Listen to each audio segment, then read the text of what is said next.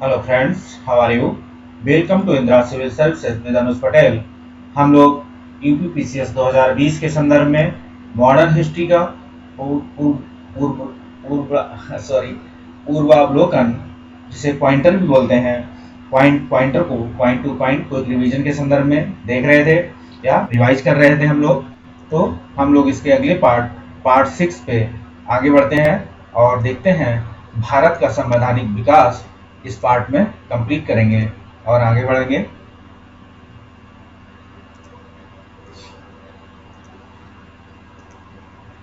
भारत का संवैधानिक विकास के संदर्भ में हम देखते हैं कि रेगुलेटिंग एक्ट पारित किया गया था। तो 1973 में प्रथम बार गवर्नर जनरल ऑफ बंगाल के पद हेतु प्रावधान किया गया था। तो रेगुलेटिंग एक्ट 1773 में। इससे पहले का आप देखेंगे भारत बंगाल में जो होता था वो गवर्नर होता था ना, ठीक है, जनरल नहीं होता था, गवर्नर बोला जाता था। तो 1773 में जब देखा गया कि प्रथम बार गवर्नर जनरल ऑफ बंगाल बोला गया, हेतु पद जो हेतु प्रावधान किया गया, तो रेगुलेटिंग एक्ट 1773 में। और रेगुलेटिंग एक्ट के प्रावधानों के अंतर्गत बिहार के लिए एक प्रांतीय सभा की स्थापना की गई थी। तो प्रांतीय सभा की स्थापना 1774 ईस्वी में की थी। भारत में सर्वप्रथम सर्वोच्च न्यायालय की स्थापना हुई थी। तो देखेंगे भारत में सर्वप्रथम सर्वोच्च न्यायालय की स्थापना रेगुलेटिंग एक्ट 1773 के तहत हुई थी। ये सर्वोच्च न्यायालय की स्थापना हुई थी और ईस्ट इंडिया कंपनी द्वारा स्थापित उच्च न्यायालय को प्रथम मुख्य न्यायाधीश थे तो एलिजाबेथ एम्पे थे। तो ईस्ट इंडिया कंपनी द्वारा स्थापित था उच्च न्यायालय, इसके प्रथम मुख्य न्यायाधीश एलिजाबेथ एम्पे थे और ये भारत का सर्वोच्च न्यायालय स्थापित हुआ था वो रेगुलेटिंग एक्ट 1773 से। और हम देखेंगे भारत के गवर्नर जनरल को एक्ट के द्वारा अपनी समिति के निर्णय को अस्वीकार करने का अधिकार मिला है, वो 1786 का एक्ट था। तो भारत के गवर्नर जनरल को एक्ट के द्वारा अपनी समिति के निर्णय को अस्वीकार करने का अधिकार 1786 ईस्वी का एक्ट मिला था। और अधिनियम जिसके द्वारा लॉर्ड कॉर्नवालिस को अपनी काउंसिल के फैसलों को रद्द करने का अधिकार मिला था, वो 1786 का एक्ट था। तो अधिनियम जिसके तहत लॉर्ड कॉर्नवालिस को क्या मिला था, लॉर्ड कॉर्नवालिस को अपनी काउंसिल के फैसलों को रद्द करने का अधिकार 1786 के तहत मिला था। और गवर्नर जनरल को एक्ट के द्वारा अपनी समिति के निर्णय को अस्वीकार करने का अधिकार भी 1786 में ही मिला था। दोनों क्वेश्चन सेम है, एक जगह गवर्नर जनरल लिखा हुआ है, एक जगह कॉर्नवालिस लिख दिया गया है। तो 1786 में लॉर्ड कॉर्नवालिस थे उस समय। आगे ध्यान दीजिए कि 1793 में एक विभाग 1793 में एक विनियमन द्वारा जिला कलेक्टर को अपनी न्यायिक शक्तियों से वंचित कर दिया गया है। ठीक है, 1793 में एक विभागीय द्वारा जिला कलेक्टर को अपनी न्यायिक शक्तियों के द्वारा क्या किया गया है, वंचित कर दिया गया है और केवल संग्राहक अभिकर्ता बना दिया गया है। ऐसे डोमिनियन का कारण था। तो लॉर्ड कॉर्नवालिस जिला कलेक्टर में संकेंद्रित इतनी विस्तृत शक्ति के सतर्क हो गया था कि महसूस करता था कि एक व्यक्ति में इतनी परम शक्ति का होना अवांछनीय है। ठीक, 1793 में एक विनियमन द्वारा जिला कलेक्टर को उनकी न्यायिक शक्तियों से वंचित कर दिया गया। ठीक, जिला कलेक्टर को क्या किया जाता है, न्यायिक शक्तियों से वंचित किया जाता है और संग्राहक अभिकर्ता बना दिया जाता है, मतलब राजस्व विभाग दे दिया जाता है या राजस्व कलेक्ट कीजिए। एक विनियमन का कारण था कि लॉर्ड कॉर्नवालिस जिला कलेक्टर में संकेंद्रित क्या करते हैं, इतनी विस्तृत शक्तियों से सतर्क हो गया था। वह महसूस करता था कि एक व्यक्ति में इतनी परम शक्ति का होना अवांछनीय, मतलब कहीं वह उसके लिए खतरा ना पैदा कर दे, ऐसा आभास लॉर्ड कॉर्नवालिस को हुआ। उन्होंने इसको राजस्व अभिकर्ता या राजस्व संग्रहकर्ता बना दिया या राजस्व कलेक्ट कीजिए। आगे हम देखेंगे तो भारतीय व्यापार में ईस्ट इंडिया कंपनी के एकाधिकार को समाप्त किया गया था। ये काम था 1813 में भारतीय व्यापार में ईस्ट इंडिया कंपनी का एकाधिकार समाप्त किया गया। तो 1813 में चार्टर अधिनियम 1813 भारत के लिए महत्वपूर्ण समझे जाने वाले महत्वपूर्ण कारण थे। इसके द्वारा भारतीयों की शिक्षा के लिए एक वित्तीय प्रावधान किया गया। ठीक, चार्टर अधिनियम 1813 भारत के लिए महत्वपूर्ण समझे जाने का कारण एक था। इसके द्वारा भारतीयों की शिक्षा के लिए वित्तीय प्रावधान किया गया। तो ये चार्टर अधिनियम 1813 के लिए एक महत्वपूर्ण समझे जाने का कारण माना जाता है। इसके द्वारा भारतीयों की शिक्षा के लिए क्या किया, वित्तीय प्रावधान किए गए। ठीक है, भारतीयों की शिक्षा के लिए वित्तीय प्रावधान किए गए। आगे देखते हैं तो चार्टर एक्ट 1833 में ईस्ट इंडिया कंपनी की व्यापारिक गतिविधियों का समापन और काउंसिल में परम सत्ताधारी के पदनाम को भारत के गवर्नर जनरल के पदनाम में बदलना, काउंसिल में तथा गवर्नर जनरल को विधिकर्ता की सभी शक्तियां प्रदान करना, गवर्नर जनरल की काउंसिल में विधि सदस्य के रूप में एक भारतीय की नियुक्ति प्रावधानों में से एक नहीं था। ये काम था गवर्नर जनरल की काउंसिल में विधि सदस्य के रूप में एक भारतीय की नियुक्ति। ऐसा देखा गया कि चार्टर एक्ट 1833 में ईस्ट इंडिया कंपनी की एक व्यापारिक गतिविधियों का समापन हुआ। समापन में देखें तो काउंसिल में परम सत्ताधिकारी के पदनाम को भारत के गवर्नर जनरल के पदनाम में बदलना, काउंसिल में तथा गवर्नर जनरल को विधिकर्ता की सभी शक्तियां प्रदान करना और गवर्नर जनरल की काउंसिल में विधि सदस्य के रूप में एक भारतीय की नियुक्ति प्रावधानों में से एक नहीं था। तो इसमें से एक जो नहीं था वो गवर्नर जनरल की काउंसिल में विधि सदस्य के रूप में एक भारतीय की नियुक्ति, ऐसा 1833 के चार्टर एक्ट में नहीं था। आगे हम देखें तो ये यूपीएससी में क्वेश्चन पूछा गया था। और लोक सेवाओं की परीक्षा इंग्लैंड तथा भारत में एक साथ कराने की संस्तुति दी थी तो मॉन्टेग्यू चेम्सफोर्ड रिपोर्ट द्वारा, जो 1919 में थी। और जो नागरिक सेवाओं इसी से संबंधित फिर ली कमीशन आया 1924 में, जो लेख सेवाओं की परीक्षा के संबंध में संस्तुति देना था जिसको, तो नागरिक सेवाओं के लिए प्रतियोगी परीक्षा प्रणाली का सिद्धांत स्वीकार किया गया था। ये 1853 में स्वीकार किया गया था।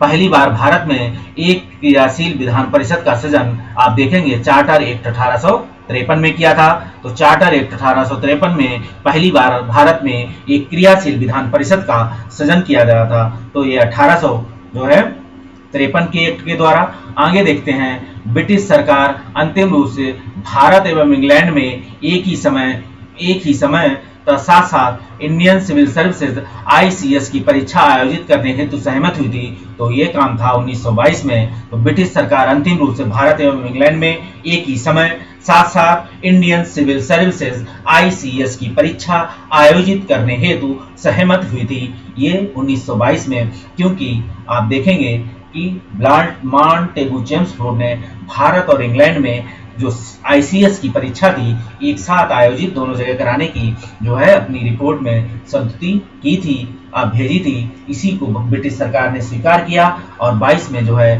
भारत और इंग्लैंड में एक साथ Indian civil services exam conduct कराए जाने लगे। और फिर इसके कुछ समय बाद 1924 में एक ली कमीशन आता है जो 1924-1925 के बीच का है।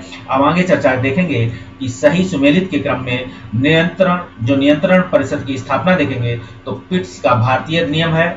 नियंत्रण परिषद की स्थापना तो पिट्स का भारत शासन अधिनियम 1784 है। सर्वोच्च न्यायालय की स्थापना देखेंगे तो नियामक अधिनियम 1773 है। ईसाई मिशनरियों को भारत में कार्य करने की अनुमति थी तो चार्टर अधिनियम 1813 है। और गवर्नर जनरल की परिषद में कानूनी सदस्य की नियुक्ति है। तो कहते हैं कि चार्टर अधिनियम 1833 के संदर्भ में हम देखेंगे तो नियंत्रण परिषद की जो स्थापना है पिट्स का भारतीय अधिनियम 1784, सर्वोच्च न्यायालय की स्थापना नियामक अधिनियम 1773 और ईसाई मिशनरियों को भारत में कार्य करने की अनुमति, ये देखेंगे हम चार्टर अधिनियम 1813 और गवर्नर जनरल परिषद में कानूनी सदस्य की नियुक्ति देखेंगे तो चार्टर अधिनियम 1833 के संदर्भ में देखेंगे। हम देखते हैं आगे 18 चार्टर एक्ट 1813 के संदर्भ में भारत में कंपनी के व्यापार एकाधिकार को समाप्त कर दिया गया।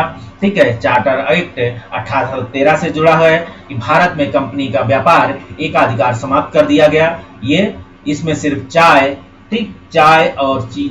के संदर्भ में था कि चाय को बचा के रखा था, बाकी लगभग सब खत्म किए गए थे।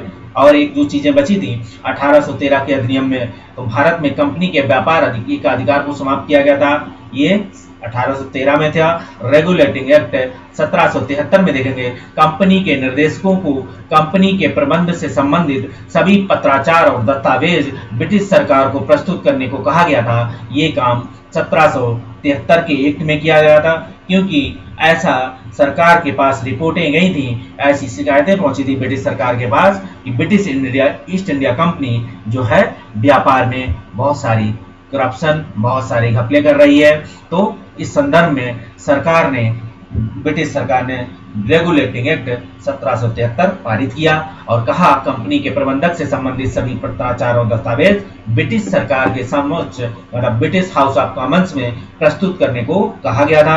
आगे देखेंगे एक्ट ऑफ 1858 के संदर्भ में तो शासन का अधिकार ईस्ट इंडिया कंपनी के ब्रिटिश क्राउन को हस्तांतरित कर दिया गया।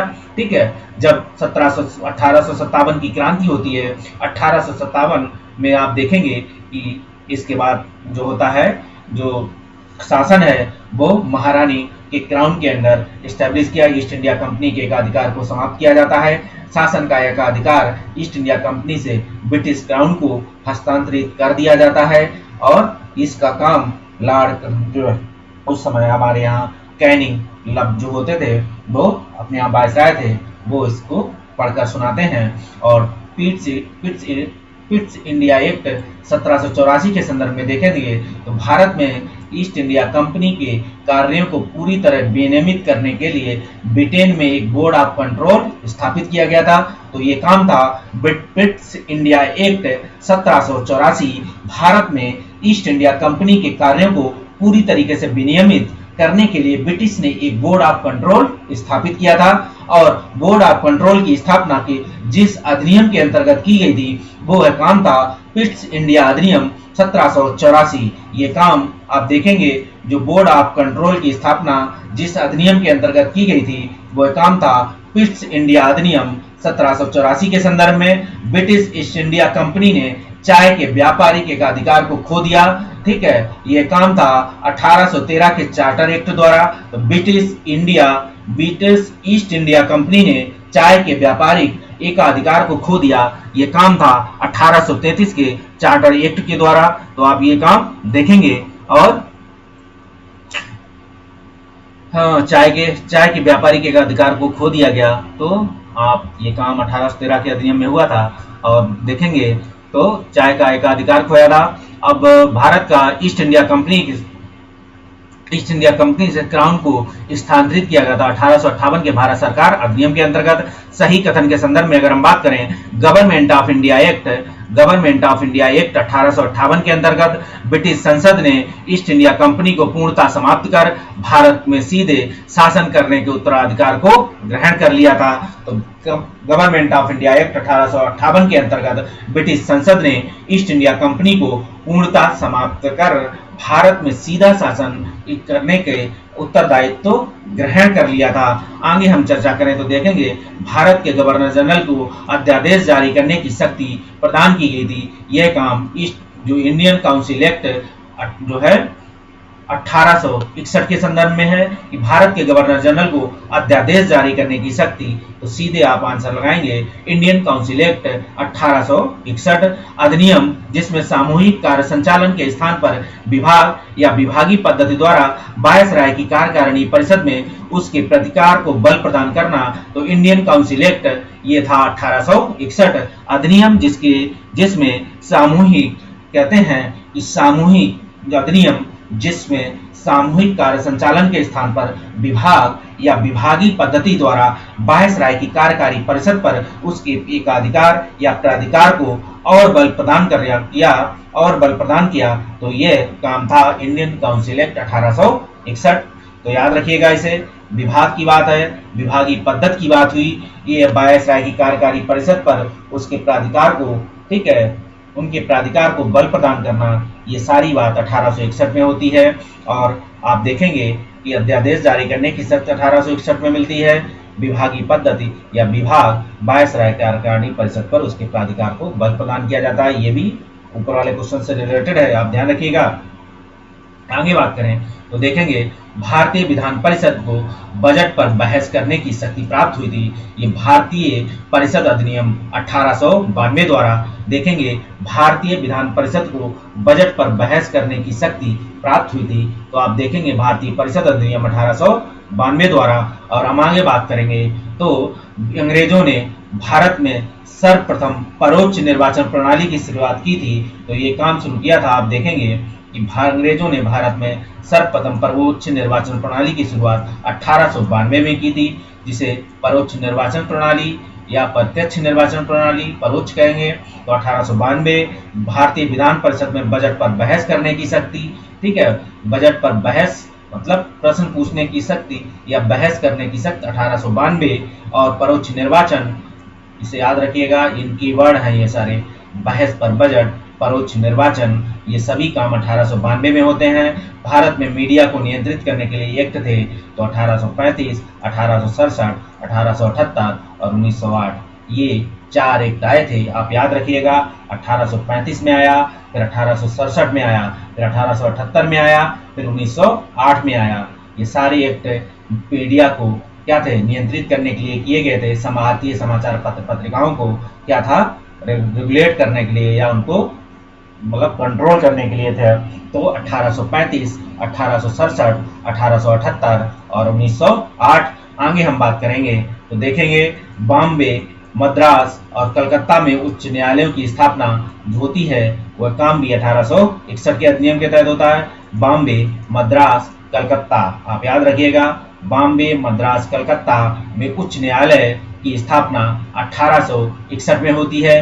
भारत में ब्रिटेन के सभी संवैधानिक प्रयोगों में से सबसे कम समय तक चला था। ये था 1909 का इंडियन काउंसिल एक्ट के संदर्भ में। भारत में ब्रिटेन के सभी संवैधानिक प्रयोगों में सबसे कम समय तक चला है तो 1909 का इंडियन काउंसिल एक्ट है। और आगे बात करें अगर तो देखेंगे कि 20 अगस्त 1917 के सुधारों की घोषणा किया जाना मॉन्टेगू घोषणा के नाम से होता है। आप याद रखिएगा कि 20 अगस्त 1917 के सुधारों की घोषणा को जाना जाता है, ये मॉन्टेगू घोषणा के नाम से जाना जाता है, इसे याद रखिएगा, ठीक है।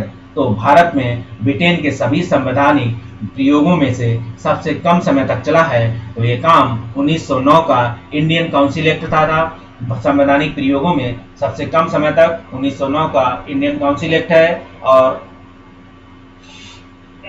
1917 के सुधारों की घोषणा आप देखेंगे मॉन्टेगू, जो मॉन्टेगू चेम्सफोर्ड की घोषणा के नाम से जाना जाता है।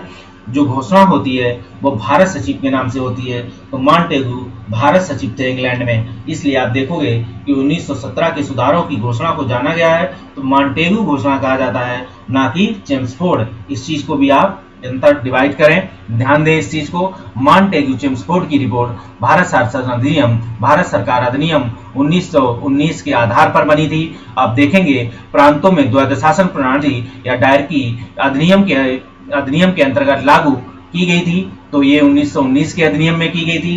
प्रांतों में द्वैध शासन प्रणाली अधिनियम के अंतर्गत जो है तो 1919 के अधिनियम के तहत। और मॉन्टेगू चेम्सफोर्ड प्रस्ताव संबंधित थे तो संवैधानिक सुधार से संबंधित थे। मॉन्टेगू चेम्सफोर्ड सुधार संवैधानिक या संवैधानिक सुधार थे मॉन्टेगू चेम्सफोर्ड। और भारत सरकार अधिनियम 1919 में स्पष्ट रूप से परिभाषित किया गया था केंद्रीय और प्रांतीय सरकारों को अधिकारिता को लेके, जो इनके अधिकारों को स्पष्ट रूप से डिवीजन किया गया था। और द्वैध शासन प्रणाली लागू करने वाला एक्ट आया था 1919 में। यह अधिनियम मार्लेमेंटो सुधार अधिनियम के नाम से जाना जाता है। इस अधिनियम में केंद्रीय और प्रांतीय सरकारों को अलग अलग कर दिया गया है। भारत सरकार अधिनियम 1919 में लागू किया और मॉन्टेगू भारत के राज्य सचिव और लॉर्ड चेम्सफोर्ड भारत के वायसराय थे। भारत सरकार अधिनियम 1919 के बारे में असत्य कथन है तो आप देखेंगे इसे, यह मार्लेमेंटो सुधार अधिनियम के नाम से जाना जाता है, क्योंकि मार्लेमेंटो सुधार आप देखेंगे 1909 का है। तो इसे आप असत्य कथन के रूप में ये आप हटा देंगे कि द्वैध शासन की बात 1919 में आती है। प्रांतीय, केंद्रीय, प्रांतीय विषयों को अलग अलग ये 1919 के अधिनियम में है, ठीक है। और 1919 में लागू हुए थे। भारत राज्य सचिव लॉर्ड चेम्सफोर्ड, ठीक है, भारत के वायसराय थे। तो इसमें से सिर्फ एक कथन करता जाए, लॉर्ड मिंटो अधिनियम। ठीक, इस अधिनियम को आगे हम बात करें तो देखेंगे भारत सरकार अधिनियम 1919 के परिवर्तन के साथ शासन का ढांचा और उसकी विशेषताएं एकात्मक और केंद्रीय रही थी। तो क्योंकि शासन सत्ता का एक बड़ा भाग प्रांतों को प्रत्यायोजित किया गया, ऐसी बात कही गई थी। भारत सरकार अधिनियम 1919 के परिवर्तन के साथ शासन के ढांचा और उसकी विशेषताएं एकात्मक और केंद्रीय रही थी। सत्ता का एक बड़ा भाग प्रांतों को प्रत्यायोजित किया गया था, ऐसा हम देख रहे हैं। तो ए और आर दोनों सही है और आर ए का स्पष्टीकरण नहीं है। तो भारत सरकार अधिनियम 1919 के परिवर्तन के साथ शासन का ढांचा और उसकी विशेषताएं एकात्मक और केंद्रीय रही हैं, ऐसी आप देख सकते हैं। सत्ता का एक बड़ा भाग प्रांतों को प्रत्यायोजित किया गया था, आप ऐसा भी देख सकते हैं। ठीक है, दोनों ही चीजें सही है, लेकिन स्पष्टीकरण नहीं है क्योंकि व्याख्या दोनों का मेल मिलाप नहीं हो रहा है। दोनों अपनी अपनी जगह पे सही है स्टेटमेंट।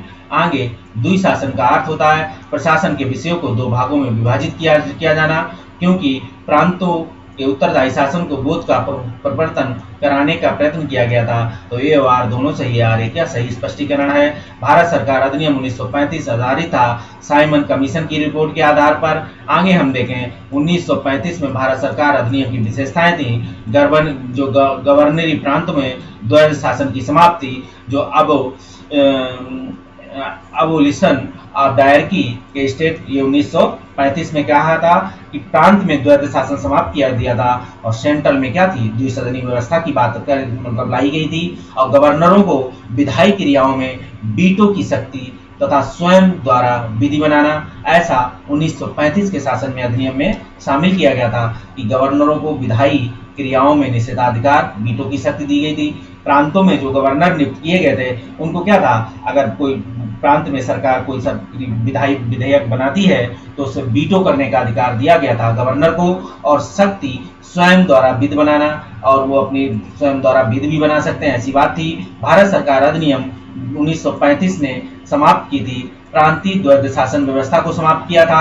आप देखेंगे प्रांतीय द्वैध शासन व्यवस्था को क्या किया था, भारत सरकार अधिनियम 1935 में समाप्त किया गया था, तो प्रांतीय द्वैध शासन व्यवस्था को। और आगे देखें गवर्नमेंट ऑफ इंडिया एक्ट 1935 में प्रांतीय स्वशासन का उपबंध था, एक संघीय न्यायालय फेडरल कोर्ट की स्थापना का उपबंध था, केंद्र में अखिल भारतीय संघ का भी उपबंध था। सारे क्वेश्चन स्टेटमेंट सही हैं। आप देखें 1935 के गवर्नमेंट ऑफ इंडिया एक्ट में महत्वपूर्ण है, ये भारतीय संविधान का प्रमुख स्रोत है, और 1935 के भारत सरकार अधिनियम की केंद्र में तो साथ ही राज्यों में द्वैध शासन, द्विसदनी विधानमंडल, प्रांतीय स्वायत्तता एवं अखिल भारतीय संघ में से एक विशिष्ट युक्त नहीं है, तो केंद्र में साथ ही राज्यों में द्वैध शासन की बात है। 1935 के भारत सरकार अधिनियम की केंद्र में साथ ही राज्यों में द्वैध शासन, द्विसदनी विधानमंडल और प्रांतीय स्वायत्तता, एक अखिल भारतीय संघ की एक विशेष युक्ता नहीं थी, तो केंद्र में साथ ही राज्यों में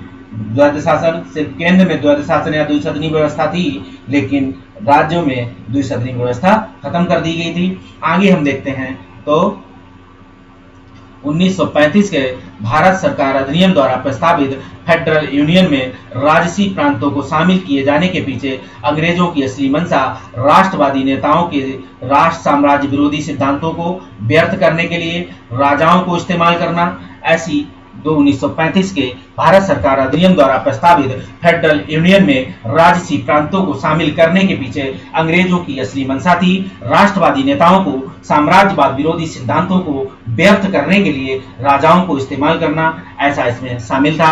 आगे देखें हम 1935 के अधिनियम के बारे में एक बात करें तो एक कार जिसमें ब्रेक तो है लेकिन इंजन नहीं, ऐसी व्यवस्था आप देखेंगे तो जवाहरलाल नेहरू ने की थी कि कार है लेकिन इसमें इंजन नहीं है। ठीक है, एक कार जिसमें ब्रेक है लेकिन इंजन तो है ही नहीं, तो ब्रेक लगाएंगे। तो भारतीय राष्ट्रीय कांग्रेस ने अपने किस अधिवेशन में भारत सरकार अधिनियम 1935 को अस्वीकार किया था, तो भारत सरकार लखनऊ अधिवेशन 1936 में हुआ था। इसकी अध्यक्षता किसने की थी, जवाहरलाल नेहरू ने की थी, याद रखिएगा इसे। आगे तो आप देखेंगे भारत सरकार अधिनियम 1935 को गुलामी का दास्ता पत्र, तो ये जवाहरलाल नेहरू ही कहते हैं। और एक बात और कही थी, एक कार जिसमें ब्रेक तो है लेकिन इंजन नहीं, ये भी काम जवाहरलाल नेहरू ही करते हैं। गुलामी का दास्ता पत्र, तो जवाहरलाल नेहरू भारत सरकार अधिनियम 1935 में अंतर विशिष्ट अनुदेश प्रपत्र इंस्ट्रूमेंट ऑफ इंस्ट्रक्शंस को वर्ष 1950 में भारत के संविधान में समाविष्ट किया गया है। तो ये राज्य की नीति के निर्देशक तत्वों के रूप में देखेंगे कि राज्य की नीति के निर्देशक तत्वों के रूप में समाविष्ट किया गया था। तो भारत सरकार अधिनियम 1935 में अंतर विशिष्ट अनुदेश प्रपत्र इंस्ट्रूमेंट ऑफ इंस्ट्रक्शंस को वर्ष 1950 में भारत के संविधान में समाविष्ट किया गया था। तो राज्य के निर्देशक तत्वों के रूप में किया गया था। और ये 1935 में क्या थे, जो इंस्ट्रूमेंट ऑफ अनुदेश प्रपत्र थे, ये जिसे डीपीएसपी बोलते हैं भारतीय संविधान में, 1935 में वो क्या थे, अनुदेश प्रपत्र इंस्ट्रूमेंट ऑफ इंस्ट्रक्शंस की बात थी। वही डीपीएसपी बाद में 1950 में भारत के संविधान में लिए गए थे, जिसे हम कहते हैं कि हमने इन्हें आयरलैंड के संविधान से समाहित किया है। लेकिन कुछ अनुदेश पत्र ऐसे 1935 के शासन अधिनियम में थे। आप ध्यान रखें इस चीज को। यह कहा मुझे इसमें आप देखेंगे कि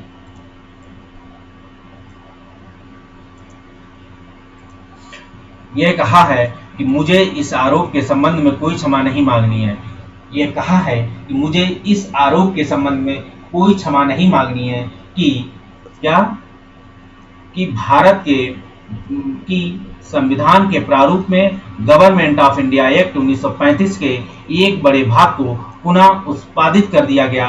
ये बी आर अम्बेडकर ने कहा था, मुझे इस आरोप के संबंध में कोई क्षमा नहीं मांगनी है। इस संविधान के प्रारूप में जो है गवर्नमेंट ऑफ इंडिया एक्ट 1935 के एक बड़े भाग को पुनः उत्पादित या उसे समाहित किया गया है, ऐसा बी आर अम्बेडकर साहब ने बोला था। आगे देखेंगे द रेगुलेटिंग एक्ट 1773 में सुप्रीम कोर्ट की स्थापना होती है। भारतीय परिषद अधिनियम 1909 के तहत सांप्रदायिक निर्वाचक मंडल का प्रारंभ होता है।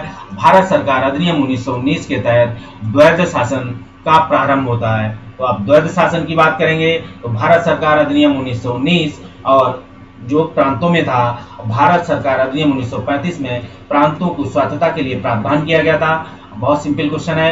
अब हम बात करते हैं आधुनिक भारत में जो विविध है या मिसलेनियस, तो देखेंगे सही कथन है कि रेगुलेटिंग एक्ट 1773 द्वारा कलकत्ता में उच्चतम न्यायालय सुप्रीम कोर्ट स्थापित किया गया। भारतीय दंड संहिता वर्ष 1860 में लागू हुई, जिसे हम आईपीसी इंडियन पिनल कोड के नाम से जानते हैं, 1860 में लागू हुई। और 19वीं शताब्दी में देश जिसका भारत की ओर से विस्तार का डर एंग्लो अफगान संबंधों पर आधार था, तो ये रूस था। आगे देखेंगे कि 19वीं शताब्दी में देश जिसका भारत की ओर विस्तार का डर एंग्लो अफगान संबंधों पर का आधार था, एंग्लो अफगान संबंधों का आधार था, ये रूस के संदर्भ में था। भारत की ओर विस्तार का डर, ठीक बात है। तो रूस अफगान से क्या था, भारत अफगान की तरफ आ रहा था, ऐसा अंग्रेजों को डर था कि रूस की तरफ से भारत को कहीं हथियाना ले रूस भारत को और हमारे कब्जे से निकल जाए अपनी वैसी शक्ति। तो 19वीं शताब्दी में देश जिसका भारत की ओर विस्तार का डर एंग्लो अफगान संबंधों का आधार, ये रूस देखेंगे। 1775 में आप देखेंगे प्रथम आंग्ल मराठा युद्ध होता है 1775 में। 1780 में देखेंगे तो आंग्ल मैसूर युद्ध होता है द्वितीय, और 24 में देखेंगे तो प्रथम आंग्ल बर्मा युद्ध होता है 1824 में, और 1838 में देखेंगे प्रथम आंग्ल अफगान युद्ध होता है। अलग अलग युद्ध हैं। 75 में प्रथम आंग्ल मराठा है, 80 में आप द्वितीय आंग्ल मैसूर है, ठीक है। सभी में आंग्ल लगा है, लेकिन कहीं मराठा कहीं मैसूर, इनको याद रखना होगा। तो 75 में आप देखेंगे आंग्ल के साथ मराठा है, 75 में आंग्ल मराठा है, 80 में आंग्ल मैसूर है, और 24 में आंग्ल बर्मा है, और 38 में देखेंगे तो अब आप 1824 में आंग्ल बर्मा और 1838 में आप देखेंगे आंग्ल अफगान युद्ध था। प्रथम सभी याद रखेंगे, प्रथम, और तो ये सभी प्रथम भी लगे हैं, ये भी याद रखिएगा, ठीक है।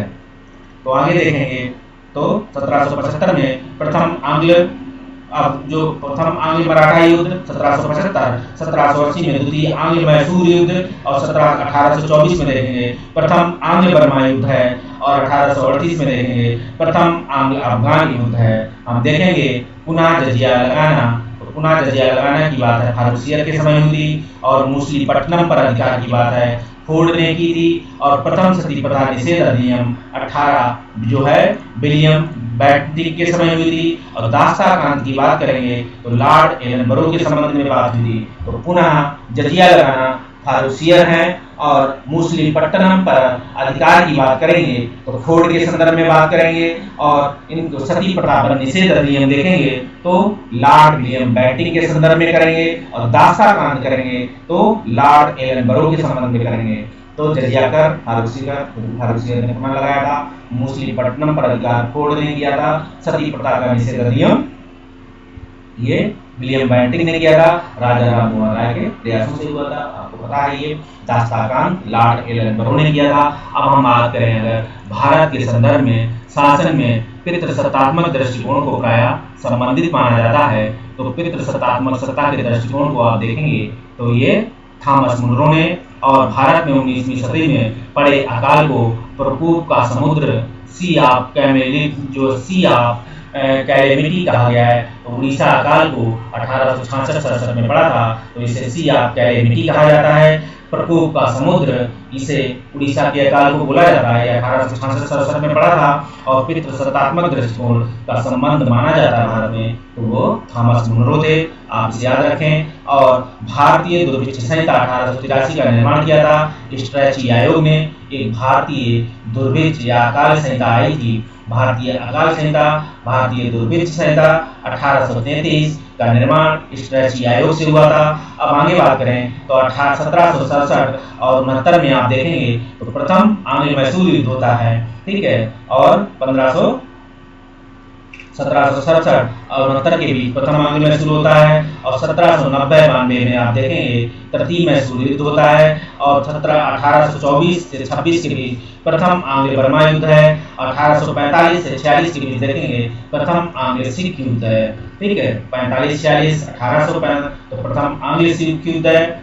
1845-46 प्रथम आंग्ल सिख युद्ध, 1824-26 प्रथम आंग्ल बर्मा युद्ध, 1790-92 तृतीय मैसूर युद्ध, और 1767-69 में प्रथम आंग्ल मैसूर युद्ध। आप इसे देखेंगे कि 1767-69 में प्रथम आंग्ल मैसूर युद्ध की बात होती है। सही कालक्रम में देखेंगे तो dramatic performance vernacular press of Bengal tenancy, एक north western province of Awadh के संदर्भ में, ठीक है। सही कालक्रम देखेंगे तो ड्रामेटिक परफॉर्मेंस होता है, फिर वर्नाकुलर प्रेस एक्ट आता है, बंगाल टेनेसी एक्ट आता है, फिर north western province of Awadh act आता है, ठीक है। इस चीज को सीरियल याद रखें आप, dramatic performance, vernacular press act, Bengal tenancy act और north western provinces of Awadh act के संदर्भ में सीरियल है ये। बाल विवाह एमजी रनाडे के संदर्भ में है। ठगी प्रथा कर्नल स्लीमैन है, ठीक है। आप देखेंगे कि बाल विवाह का जो अंत होता, जो बाल विवाह में एमजी रनाडे जुड़े हुए थे, और ठगी प्रथा कर्नल स्लीमैन थे। विधवा पुनर्विवाह ईश्वर विद्याचंद्र सागर, और पिंडारियों का दमन लॉर्ड हेस्टिंग्स, ऐसा आप देखेंगे। आगे देखें सही कथन के संदर्भ में तो कुंवर सिंह ने अंग्रेजों के विरुद्ध बिहार में संघर्ष को नेतृत्व दिया, जबकि 1857 के प्रथम चेतना संग्राम के खान बहादुर खान ने रोहिलखंड में नेतृत्व किया था। आप याद रखें, खान बहादुर खान रोहिलखंड में नेतृत्व करते हैं। मुस्लिम लीग ने 22 सितंबर 1939 को क्या किया था, मुक्ति दिवस मनाया था। 22 सितंबर 1939 को क्या हुआ था, प्रांतों से जो 28 माह के बाद प्रांतीय जो सरकारें थी ये अपना इस्तीफा देती हैं। इसी के बाद भारत जो मुस्लिम लीग है 22 दिसंबर 1939 को मुक्ति दिवस मनाती हैं, और तात्या टोपे ने नाना साहब की सहायता हेतु कानपुर में जो है नेतृत्व संभाला, और जीनत महल ने फैजाबाद में इसकी कमान संभाली थी। जीनत महल, आप कहीं आप लखनऊ में चले जाइए जीनत के नाम से, कि ठीक है, वहाँ बेगम हजरत महल थी, लेकिन जीनत महल फैजाबाद में थी, आप ध्यान रखिएगा, ठीक है। आप इसे ये है उपयुक्त विज्ञापन टाइम्स ऑफ इंडिया में छपा था 7 जुलाई 1896 को। ठीक है, ये विज्ञापन है द मार्बल ऑफ द, ठीक है, century, the wonder of the world और लिविंग जो है photographics picture in life size जो है रिप्रोडक्शंस जो है सिनेमेटोग्राफीज ए फ्यू जो है exhibition will be A given at जो है बॉस्टन होटल और टुनाइट। ठीक है, बोस्टन होटल है, टुनाइट है, ये विज्ञापन छपा हुआ था कहाँ के, टाइम्स ऑफ इंडिया में। ऐसा क्वेश्चन जो पूछ सकता है, या तो कोई स्टेट कमीशन का कोई ऐसा क्वेश्चन हो सकता है, कोई जानवर ऐसा बनाया, अधिकतर मान के लिए यूपीएससी का क्वेश्चन होगा, या फिर हो सकता है किसी अन्य कमीशन में पूछा गया हो। ठीक है, मतलब ये फोटोग्राफी से संबंधित है, याद रखिएगा एग्जीबिशन। आगे हम बात करें, ब्रिटिश सरकार भारत में विभाजन के लिए उत्तरदायी नहीं है, तो लॉर्ड एटली है। ब्रिटिश सरकार भारत के विभाजन के लिए उत्तरदायी नहीं है, तो लॉर्ड एटली, ऐसी भारत जो कथन श्रेय दिया जाता है वह लॉर्ड एटली के संदर्भ में है। ब्रिटिश सरकार भारत के विभाजन के लिए उत्तरदायी नहीं है, ये काम लॉर्ड एटली को है। ठीक है, आप ब्रिटिश सरकार भारत के विभाजन के लिए उत्तरदायी नहीं है, कथन श्रेय दिया जाता है लॉर्ड एटली को। हम देखेंगे आगे कि राजनीतिक स्वतंत्रता जो है राष्ट्र के जीवन का श्वास है, ऐसा अरविंद घोष बोलते हैं।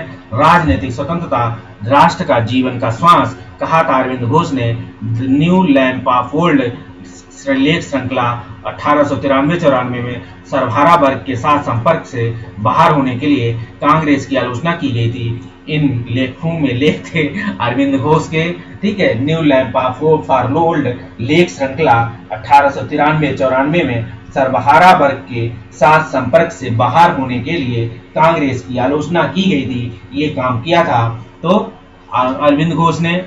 एक श्रृंखला थी न्यू लैंप ऑफ ओल्ड, ये श्रृंखला 1893-94 में सर्वहारा के साथ संपर्क रखने के से बाहर होने के लिए, ठीक है, जो सर्वहारा वर्ग से संपर्क के से बाहर रखने, सर्वहारा वर्ग के जो बुर्जुआ था वर्ग, मतलब सर्वहारा वर्ग के साथ संपर्क से बाहर होने के लिए कांग्रेस की आलोचना की थी, तो अरविंद घोष ने की थी, याद रखिए इसे। ठीक, दो नेताओं ने भारत में दौरा कर सामाजिक उत्थान का कार्य किया था, गांधी और तिलक के संदर्भ में। ठीक है, दो नेताओं ने भारत में दौरा कर सामाजिक उत्थान का कार्य किया है, तो सामाजिक उत्थान का कार्य किया था गांधी और तिलक ने। हम आगे चर्चा करेंगे, तो पहले अध्याय में अध्यक्ष ने औपचारिक जो है विग त्याग कर अपनी गांधी टोपी पहनकर सदन की अध्यक्षता की, तो जीवी मालवंकर ने की थी। हम देखेंगे कि दो नेताओं ने भारत में दौरा कर सामाजिक उत्थान का जो कार्य किया है, वह दो नेताओं ने भारत में जो दौरा कर सामाजिक उत्थान का कार्य गांधी और तिलक ने किया था। पहले अध्यक्ष में औपचारिक विग त्याग कर, ठीक है, दो नेताओं ने भारत में दौरा कर सामाजिक उत्थान का कार्य गांधी और तिलक करते हैं। पहले अध्यक्ष ने औपचारिक विग त्याग कर गांधी टोपी पहनकर अध्यक्षता की थी, तो आप देखेंगे जीवी मालवंकर साहब थे ये। आगे देखेंगे ये लोग जो लोकसभा के प्रथम अध्यक्ष माने गए थे। आगे बात करें, भारतीय संविधान निर्माता डॉक्टर भीमराव अम्बेडकर की मृत्यु 6 दिसंबर 1956 को हुई थी, और 2016 में डॉक्टर भीमराव अम्बेडकर की पुण्यतिथि जो थी वो 16 वाली 61। अब इसमें आप जोड़ लीजिएगा कि जो 6 दिसंबर को होती है अगर पुण्यतिथि, तो जो 2016 में थी वो 61वीं थी। अगर 2019 की पूछी जाए तो इसमें आप 2016 में 3 साल और जोड़ेंगे, और 20 की पूछी जाए तो 4 साल जोड़ लीजिएगा। ठीक, भारतीय जो है प्रसिद्ध भारतीय गुरुदेव के नाम से जाने जाते हैं तो रविन्द्रनाथ टैगोर, और रविन्द्रनाथ टैगोर की मृत्यु हुई थी 1941 में, और रविन्द्रनाथ टैगोर की महान प्रहरी कहा था महात्मा गांधी ने। रविन्द्रनाथ टैगोर को महान प्रहरी कहा था महात्मा गांधी ने। आप देखेंगे रविन्द्रनाथ टैगोर को महान प्रहरी कहा था महात्मा गांधी ने। और रविन्द्रनाथ टैगोर के विषय के बारे में सत्य है, उन्होंने प्राचीन भारत और उनकी संस्कृति को गौरवान्वित किया। ठीक है, उन्होंने शिवाजी और उनकी गुरु गोविंद सिंह को राष्ट्र निर्माता के रूप में देखा था। उनके गीतों में मराठी एवं बहादुरी का खंडन है। आप देखेंगे रविन्द्रनाथ टैगोर के विषय में सत्य क्या है। उन्होंने प्राचीन भारत और उनकी संस्कृति का गौरवगान किया। ठीक है, प्राचीन भारत और उनकी संस्कृति का गौरवगान किया। उन्होंने शिवाजी और गुरु गोविंद सिंह को राष्ट्र निर्माता के रूप में देखा था, जो सत्य है। तो आप इसे ध्यान दीजिएगा कि उन्होंने प्राचीन भारत और संस्कृति को गौरवान्वित किया। शिवाजी और गुरु गोविंद सिंह को राष्ट्र निर्माता के रूप में देखा था। तो क्वेश्चन पूछा जा सकता है कि गुरु गोविंद सिंह और शिवाजी को राष्ट्र निर्माता के रूप में किसने देखा, तो ये काम रविन्द्रनाथ टैगोर का था। उनके गीतों में मराठों के बहादुरी का खंडन है, ये भी आप ध्यान रखिएगा कि जो बहादुरी का उनके गीतों में मराठी बहादुरी का जो है खंडन है। और जय जवान जय किसान का नारा आप देखेंगे तो उनके गीतों में मराठों की बहादुरी का भी खंडन है। और जय जवान जय किसान का नारा लाल बहादुर शास्त्री ने दिया था।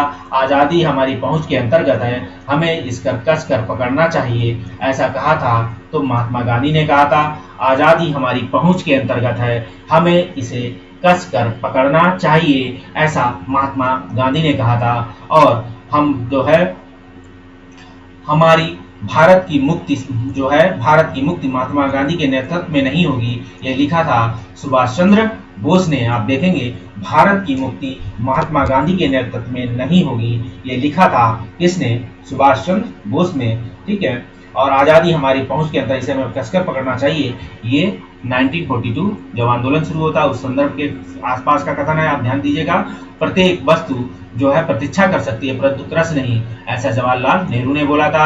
आगे देखेंगे बंबई में पहली भारतीय कपड़ा मिल स्थापित की गई थी, वो 1854 में की गई थी। राजा जनता के लिए बने हैं, जनता राजा के लिए नहीं। राष्ट्रीय आंदोलन के दौरान ये वक्तव्य दिया था दादा भाई नौरोजी ने। भारत में बॉय स्काउट या बालचर सिविल गाइड का आंदोलन किसने जन्मदाता माना जाता है, तो बेडन पावेल को माना जाता है। याद रखिएगा कि ऐसा काम बॉय स्काउट जिसे आप देखेंगे, जिसे बालचर बोला जाता है, सिविल गाइड आंदोलन का जन्मदाता बेडन पावेल को माना जाता है। भारत के स्वतंत्रता के संबंधित कथन सही है, तो रॉलेट एक्ट से संबंधित सार्वजनिक रोष की एक लहर उमड़ी, जिसके फलस्वरूप जलियांवाला बाग नरसंहार हुआ। सुभाष चंद्र बोस ने फारवर्ड ब्लॉक गठित किया। Bhagat Singh Hindustan republic socialist association के संस्थापकों में से एक थे। ऐसा आप देखेंगे कि भारत के स्वतंत्रता से संबंधित सही कथन है, तो ये कथन का नाम था रॉलेट एक्ट से संबंधित जो है सार्वजनिक रोष की एक लहर उमड़ी, जिसके फलस्वरूप जलियांवाला बाग जनसंहार हुआ। सुभाष चंद्र बोस के जो है फॉरवर्ड ब्लॉक का गठन किया। भगत सिंह जो है हिंदुस्तान रिपब्लिक सोशलिस्ट एसोसिएशन के संस्थापकों में से एक थे, ऐसा आप देख सकते हैं। ठीक है, अलग अलग है चीजें।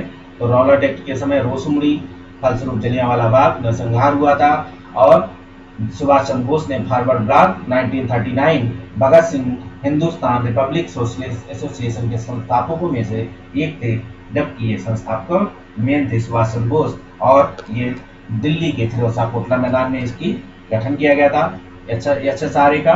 आगे हम बताते हैं कि मैं एक समाजवादी और गणतंत्रवादी हूँ। ठीक है, जहाँ समाजवादी गणतंत्रवादी आए आप आंख बंद करके, अगर कोई आंसर ना पता है तो आप जवाहरलाल नेहरू ऑप्शन मिले जरूर मारिएगा। अगर क्लियर पता हो तो मारिएगा, ना पता हो जहाँ समाजवादी और गणतंत्रवादी वक्त आए तो आप जवाहरलाल नेहरू को मार दीजिएगा बिना आंख बंद किए। अगर आपको सही तरीके से आंसर ना पता हो तो, अगर पता हो तो आप मारें, मैं एक समाजवादी और गणतंत्रवादी हूँ और मुझे राजाओं और राजकुमारों में विश्वास नहीं। जबकि आप देखेंगे कि खुद कभी समाजवादी की बात कर रहे थे, लेकिन अपना जीवन उन्होंने राजाओं और राजकुमारों जैसा भी बिताया। लेकिन वो कहते हैं कि मुझे राजाओं और राजकुमारों में विश्वास नहीं। ये वक्तव्य संबंधित है जवाहरलाल नेहरू का। ठीक है, ये आप देखेंगे इनका जन्म, इनका संबंध कश्मीर से जुड़ा हुआ था। ठीक है, तो मैं एक समाजवादी और गणतंत्रवादी हूँ, खुद भी कहते हैं, लेकिन मुझे राजाओं और राजकुमारों में विश्वास नहीं। ये वक्तव्य संबंधित है जवाहरलाल नेहरू का। भारत में साम्यवाद का उच्चतम पुजारी कहा गया है। ये साम्यवाद को उच्चतम पुजारी जवाहरलाल नेहरू को माना जाता है। जवाहरलाल नेहरू के जीवनीकार थे फ्रैंकिस मोरिस थे। याद रखिएगा, फ्रैंक मोरिस थे जो जवाहरलाल नेहरू के बेब मिलर या लुई फिशर थे। वो लुई फिशर किसके थे जीवनीकार? वो थे महात्मा गांधी के और जवाहरलाल नेहरू के फ्रैंक मोरिस थे। तो आगे बात करें, ये मैंने आपको स्टैंड रटवाने के लिए बताया कि आपको शायद समझ में आ जाए कि मैं एक समाजवादी और गणतंत्रवादी हूँ, जबकि आप देखेंगे खुद ही एक रियासत से संबंध रखते थे जवाहरलाल नेहरू, ठीक है। और बल्कि वो एक राजकुमार, उन्होंने अपना आधुनिक जीवन राजकुमारों की तरह व्यतीत किया, लेकिन उन्हें राजाओं और राजकुमारों में विश्वास नहीं था, ठीक है। फिर भी वो उन्हें राजकुमारों और राजाओं में विश्वास नहीं था। ये वक्तव्य संबंधित है जवाहरलाल नेहरू का। आगे बात करें, भारत में साम्यवाद का उच्चतम पुजारी हैं तो वो जवाहरलाल नेहरू का जीवनीकार है फ्रैंक मोरिस। और आगे बात करें जी, राजनीतिक विरोध जो हैं, आगे हम चर्चा देखते हैं। तो राजनीतिक विरोध प्रदर्शन में बायकॉट, घेराव, बंद तथा हड़ताल चार रूपों में से उस व्यक्ति के नाम पर आधारित हैं जिसमें सर्वप्रथम इसका उपयोग राजनीतिक हथियार के रूप में किया है। इसका काम है बायकॉट किया गया सबसे पहले राजनीतिक विरोध प्रदर्शन के संदर्भ में, ठीक है। आगे देखेंगे राजनीतिक हथियार को बायकॉट के रूप में प्रयोग किया गया।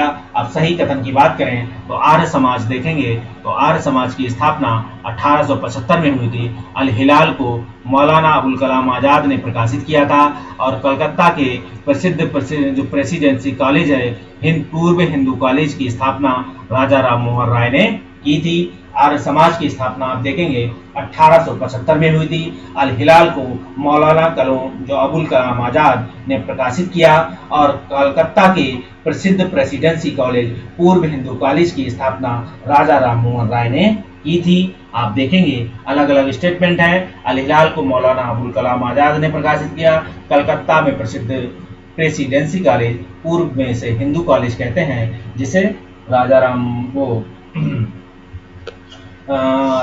मोहन राय और दो और लोग थे जिन्होंने मिलकर की थी।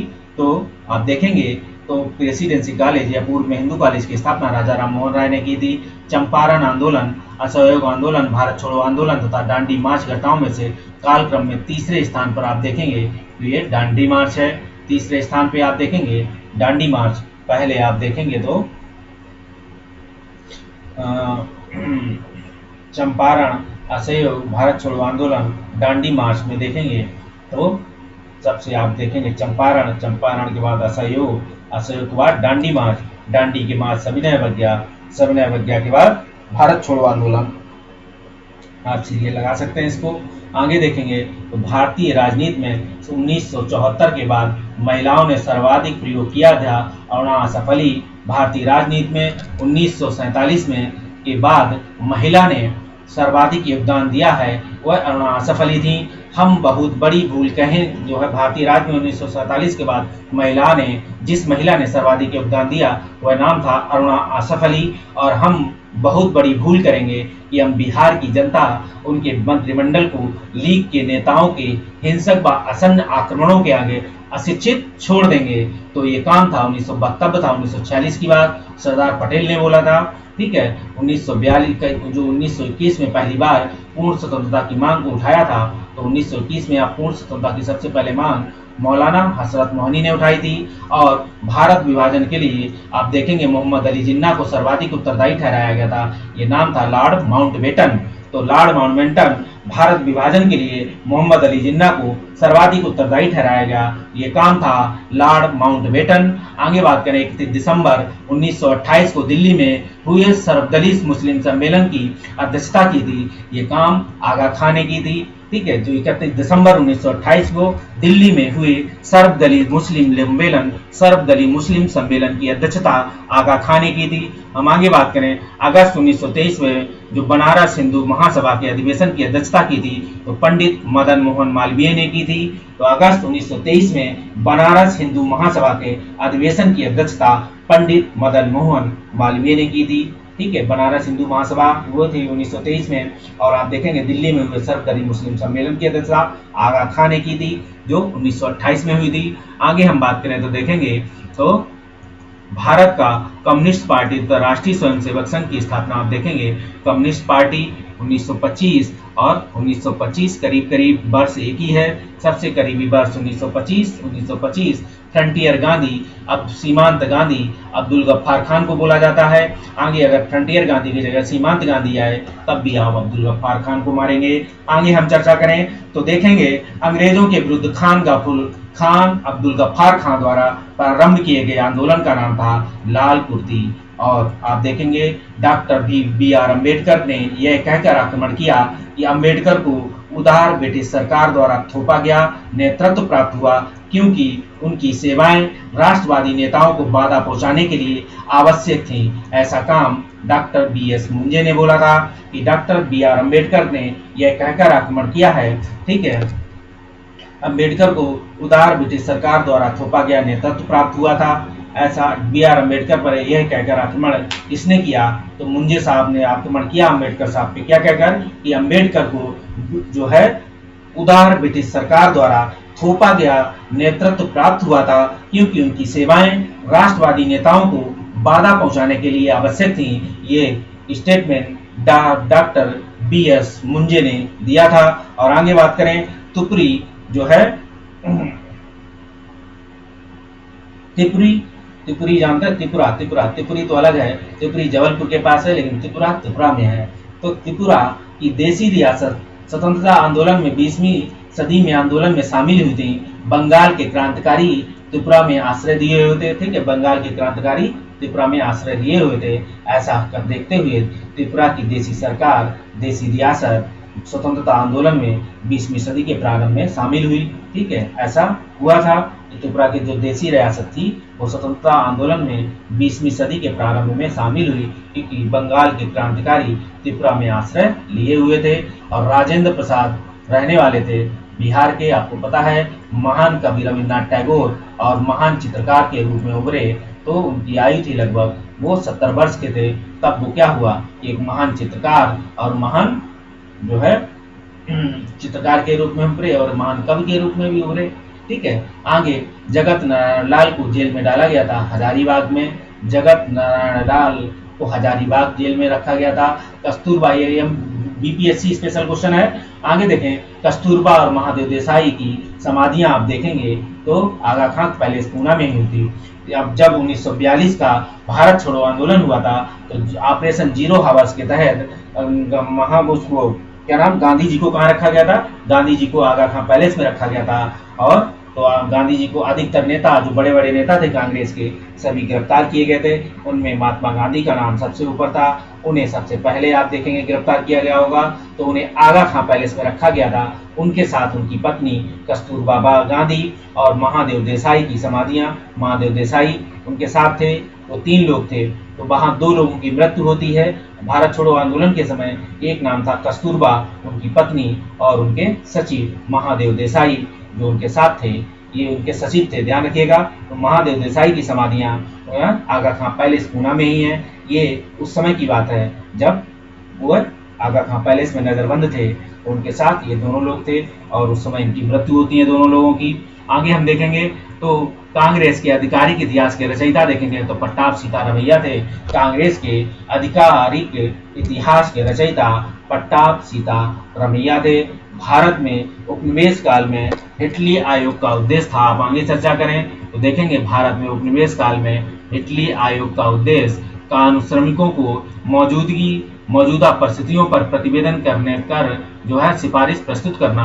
ऐसा देख सकते हैं कि कांग्रेस का आधिकारिक इतिहास के रचयिता पट्टाभ सीतारमैया, तो ये कांग्रेस के आधिकारिक इतिहास के रचयिता आप देखेंगे तो कांग्रेस के आधिकारिक इतिहास के रचयिता पट्टाभ सीतारमैया थे, ठीक है।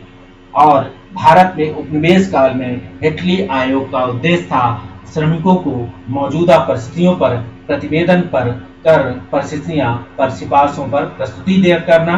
ऐसा बोला गया था।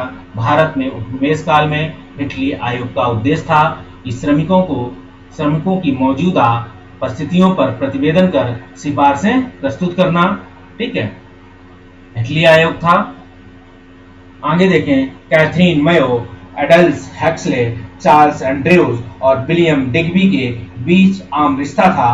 तो आप देखेंगे कैथरीन मेयो, ठीक है, कैथरीन मेयो का नाम, और एल्डन्स हेक्सले, चार्ल्स एंड्रयूज और विलियम डिग्बी के बीच आम रिश्ता देखेंगे। उन्होंने ब्रिटिश शासनकाल के दौरान भारत की हालत पर टिप्पणियां लिखी थी। तो Catherine Mayo, Aldous Huxley, Charles Andrews और विलियम डिग्बी, ये सभी भारत की जो हालत थी उस समय, उस पर इन्होंने टिप्पणियां लिखी थी। आगे देखेंगे बंगाल दुर्भिक्ष का वर्ष, जिसमें लाखों लोग दिवंगत हुए हैं, वो 1943 में हुआ था।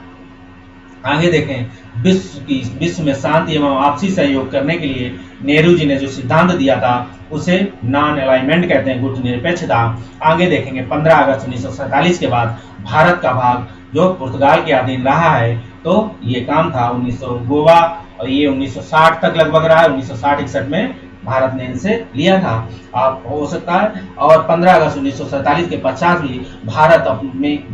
भी अपने ब्रिक्स शक्ति के विरुद्ध जो है स्वाधीनता संघर्ष जारी करना पड़ा। तो ये पुर्तगालियों के विरुद्ध किया था। पुर्तगाली सबसे पहले आए थे और भारत से सबसे बाद में गए, आप याद रखिए इस चीज को। वे समाजवाद से प्रभावित थे, वे राष्ट्रवादी उदारवाद से प्रभावित थे। ठीक है, आप देख लीजिए, ऐसा स्टेटमेंट आ रहा है, आप ऐसा ना, ठीक है। वे समाजवाद से प्रभावित थे, ब्रिटिश उदारवाद से प्रभावित थे, वे महात्मा गांधी से प्रभावित थे, वे जर्मन राष्ट्रवाद से प्रभावित थे। में से जवाहरलाल नेहरू के लिए सत्य कथन नहीं है, तो वो जर्मन राष्ट्रवाद से मतलब प्रभावित नहीं थे, क्योंकि देखिए कहीं समाजवाद इसमें आया, उदारवाद भी आया, गांधी भी आया, नेहरू का नाम आ गया, तो वे क्या था, ये जर्मन राष्ट्रवाद से जो है प्रभावित नहीं थे। आगे देखेंगे स्वतंत्रता पूर्व बिहार में भूमियार, राजपूत, कायस्थ और कुर्मी में से एक वर्चस्वशाली जाति नहीं थी। तो आप देखेंगे जो है डोमिनेंट कास्ट के रूप में आप देखेंगे तो कुर्मी नहीं थे। आगे बात करें तो देखेंगे भारतीय नौसेना, ठीक है, ये बिहार के संदर्भ में क्वेश्चन पूछा गया था, याद रखिएगा। भारतीय नौसेना का विद्रोह 1946 में हुआ, तब हुआ जब मुंबई और कराची में रॉयल इंडियन नेवी के जो है भारतीय नौसैनिक सरकार के विरुद्ध उठ खड़े हुए थे। भारतीय नौसेना का विद्रोह 1946 तब हुआ था जब बंबई और कराची से रॉयल इंडियन नेवी के भारतीय नौसैनिक सरकार के विरुद्ध उठ खड़े हुए, ऐसा आप देखेंगे। आगे बात करें भारत सही कथन के रूप में ईश्वर चंद्र विद्यासागर ने महिलाओं की शिक्षा को प्रोत्साहित करने के प्रमुख उद्देश्य में कलकत्ता में बेतुन स्कूल स्थापित किया। बंकिम चंद्र चट्टोपाध्याय कलकत्ता विश्वविद्यालय के प्रथम स्नातक थे। ईश्वर चंद्र विद्यासागर ने महिलाओं की शिक्षा को प्रोत्साहित करने के प्रमुख उद्देश्य से कलकत्ता में बेतुन स्कूल प्रस्थापित किया या स्थापित किया। बंकिम चंद्र चट्टोपाध्याय कलकत्ता विश्वविद्यालय के प्रथम स्नातक थे। ये स्टेटमेंट ऐसे तरीके से याद रखिएगा कि ईश्वर चंद्र विद्यासागर ने महिलाओं की शिक्षा को प्रोत्साहित करने के उद्देश्य से क्या किया, महिला में बेथुन कॉलेज स्थापित किया था।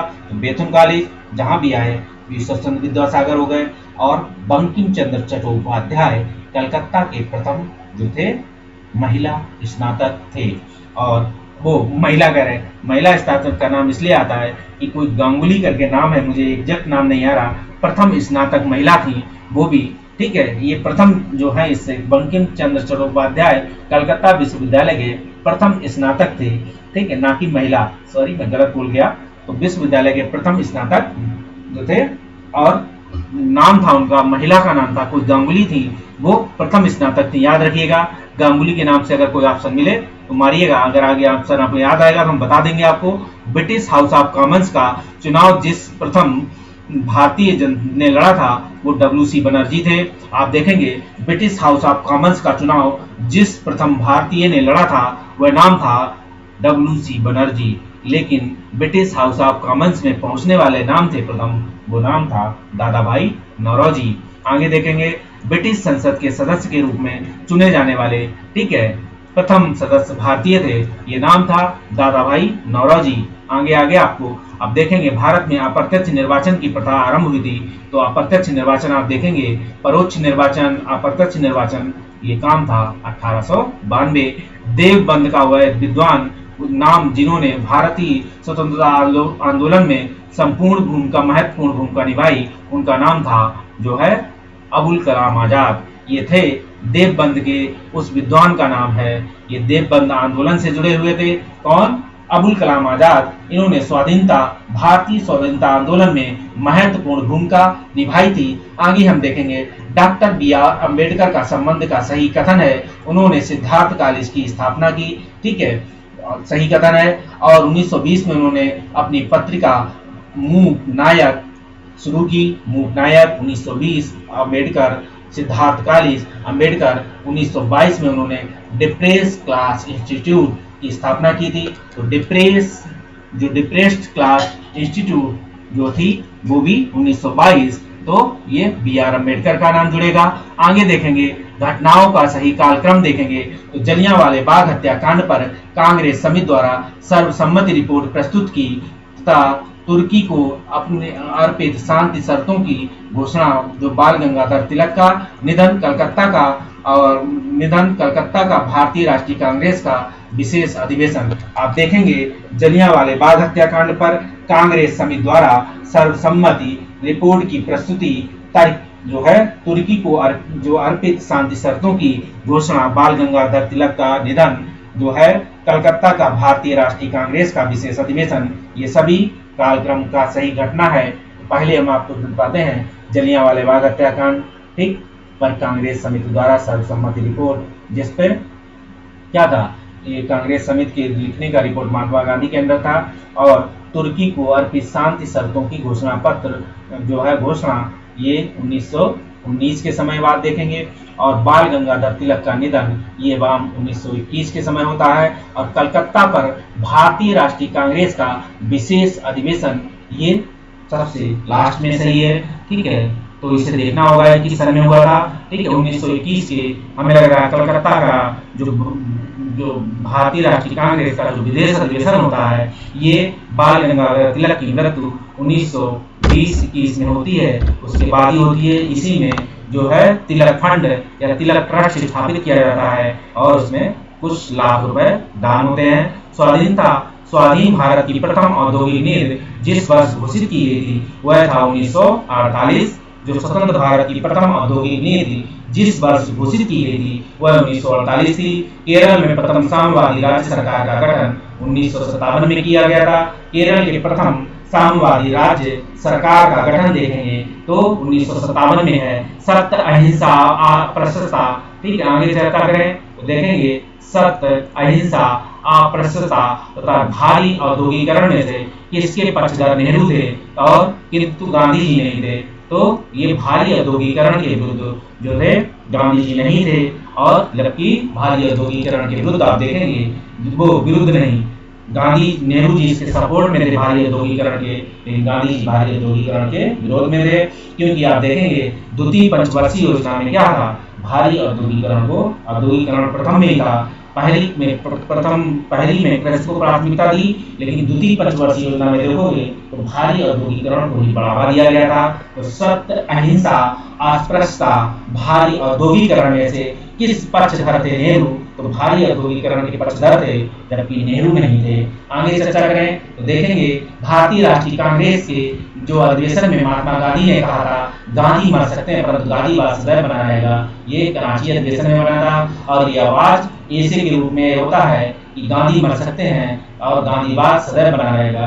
तो गांधीवाद की प्रासंगिकता वर्तमान समय में भी इस तरीके से बनी हुई है कि गांधी मर गए लेकिन गांधीवाद अभी भी जिंदा है। तो कराची अधिवेशन 1931 भारतीय राष्ट्रीय कांग्रेस के अधिवेशन में महात्मा गांधी ने कहा था, जो कराची अधिवेशन 1931 में होता है, इसकी अध्यक्षता आप देखेंगे सरदार वल्लभ भाई पटेल करते हैं। 1931 के अधिवेशन याद रखिएगा और सुमेलित कीजिए। गांधी जी के संबंध में गांधी जी को नर्मदा जेल लाया गया था, ठीक है, और गांधी जी को नर्मदा जेल में रखा गया था तो सविनय आंदोलन के दौरान, और आमरण अनशन किया था सांप्रदायिक आवाज के विरुद्ध, और कराची जाते समय झंडे दिखाए, दिल्ली समझौते का अनुमोदन, ठीक है, कराची जाते समय झंडे दिखाए गए हैं तो दिल्ली समझौते का जो अनुमोदन किया था। उन्होंने कहा कि ये पराजय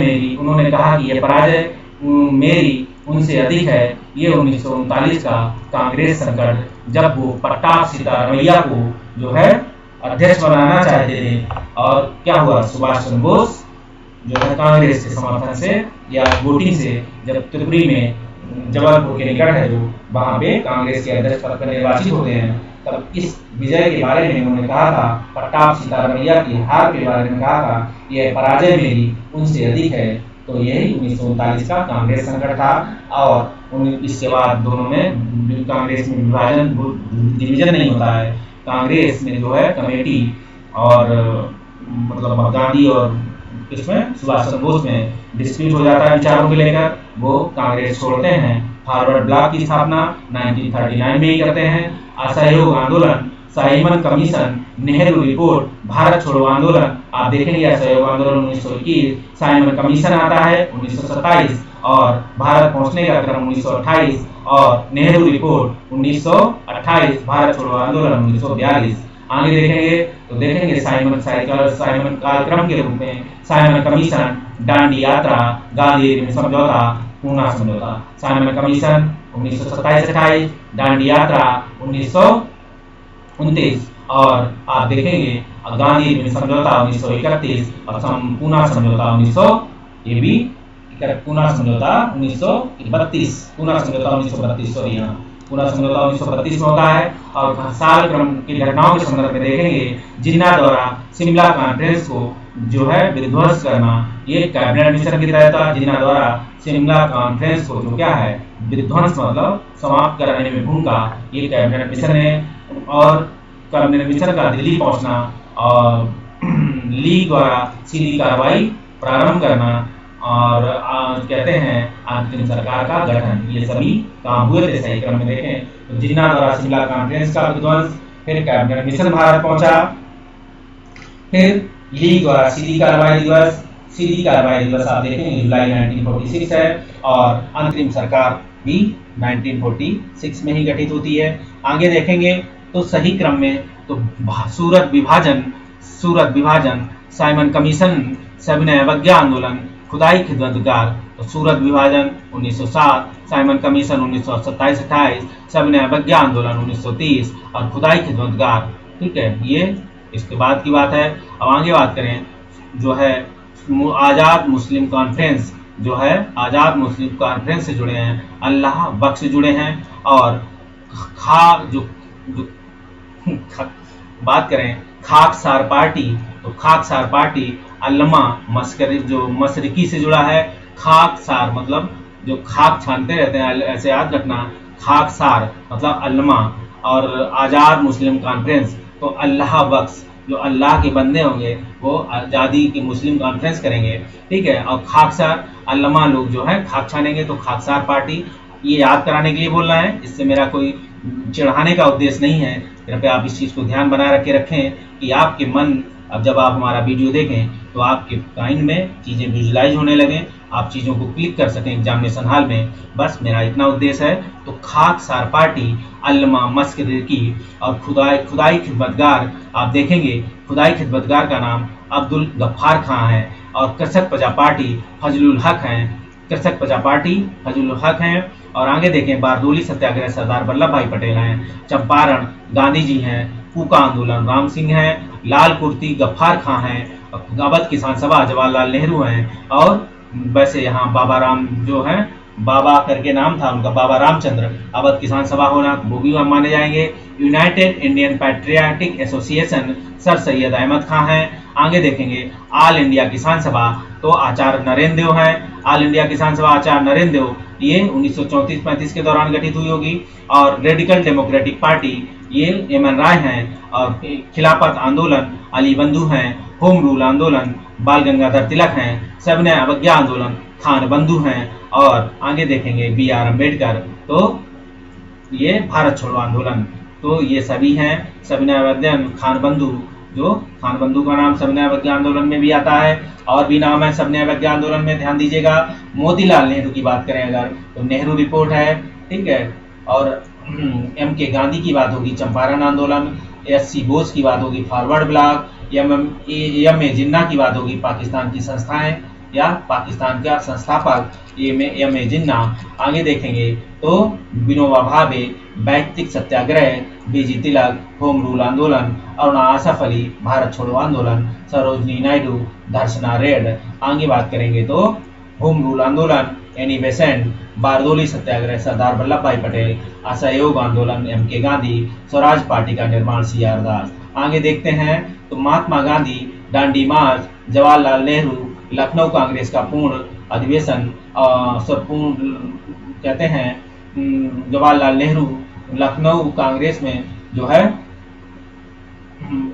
पूर्ण स्वराज की मांग। आगे देखेंगे तो खान अब्दुल गफ्फार का लाल कुर्ती अभियान, सरदार वल्लभ भाई पटेल, बारदोली सत्याग्रह। अगर हम सही कालक्रम लगाते हैं, रेगुलेटिंग एक्ट 1773, बंगाल विभाजन जो है 1905, मुस्लिम लीग 1906, सूरत 1907। आगे देखेंगे तो भारतीय जो राष्ट्रीय आंदोलन की घटनाओं के सही क्रम में तो चंपारण 1917, असहयोग आंदोलन 1920-21, दांडी मार्च 1930, 1928-29 और भारत छोड़ो आंदोलन आप देखेंगे कब 1942। अब होम रूल आंदोलन आप देखेंगे 1915-16, रॉलेट एक्ट 1900, रॉलेट एक्ट आता है, सॉरी होम रूल आंदोलन, रॉलेट एक्ट आया, फिर साइमन कमीशन आया और रॉलेट एक्ट आया है आपका रॉलेट एक्ट 1819 के राउंड में आया है, और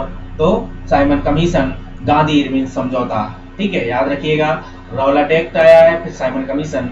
अंतरिम सरकार 1946 में रेल मंत्रालय का कार्य आसफ अली देखते थे। ठीक है, जो अरुणा आसफ अली थी देखते थे। रेल अंतरिम सरकार में आप देखेंगे जो रेल मंत्रालय थी वो आसफ अली चलाते थे, रेल चलाते थे। प्राचीन स्मारक और संरक्षण कानून देखोगे तो लॉर्ड कार्जन के समय था, गवर्नर जनरल थे, पारित हुआ था। रॉलेट एक्ट के विरोध में स्वामी श्रद्धानंद ने लगान न देने का, अभिवादन चलाने का सुझाव दिया था और भाषण दिया था स्वामी श्रद्धानंद ने। कहाँ से? दिल्ली की जामा मस्जिद से दिया था, याद रखिएगा। आगे बात करें रानी दुर्गावती तो गड़ा मंडल से जुड़े थी, महारानी अहिल्याबाई होलकर राज्य से थी, महारानी लक्ष्मीबाई झांसी से थी और बेगम रजिया सुल्ताना दिल्ली से थी। तो आप देखिएगा 3 बेगमों का नाम आ चुका है, बेगम हजरत महल, बेगम जीनत महल, बेगम रजिया सुल्ताना। तो रजिया का नाम आया तो ये दिल्ली पहुंच गई। ठीक, बाकी एक फैजाबाद थी और एक का तो नाम आपको पता ही है, लखनऊ। ठीक, तो बेगम रजिया दिल्ली की थी और जो है रानी लक्ष्मीबाई झांसी से थी और महारानी अहिल्याबाई होलकर राज्य से थी। रानी दुर्गावती गढ़ा मंडल से, या गढ़ मंडल से कह देंगे। और कई घटनाओं के कार्यक्रम में देखेंगे तो बंग भंग, लखनऊ समझौता, रॉलेट एक्ट, द्वैध शासन का प्रवर्तन। बंग भंग जो होता है, बंग भंग क्या है? बंग भंग मतलब बंगाल विभाजन से है, फिर लखनऊ समझौता होता है, फिर रॉलेट एक्ट आता है, फिर द्वैध शासन का प्रवर्तन मतलब 1919 की बात है। आगे देखेंगे तो सही क्रम के संदर्भ में तो आप देखेंगे कि लखनऊ समझौता, चंपारण सत्याग्रह, जलियांवाला बाग हत्याकांड और खिलाफत आंदोलन। ठीक, आगे देखो तो रॉलेट एक्ट, ठीक, रॉलेट सत्याग्रह, जलियांवाला बाग हत्याकांड, भारतीय राष्ट्रीय कांग्रेस का अमृतसर अधिवेशन, इसी के उपलक्ष्य में जलियांवाला बाग हत्याकांड के संदर्भ में होता भी है, और खिलाफत आंदोलन।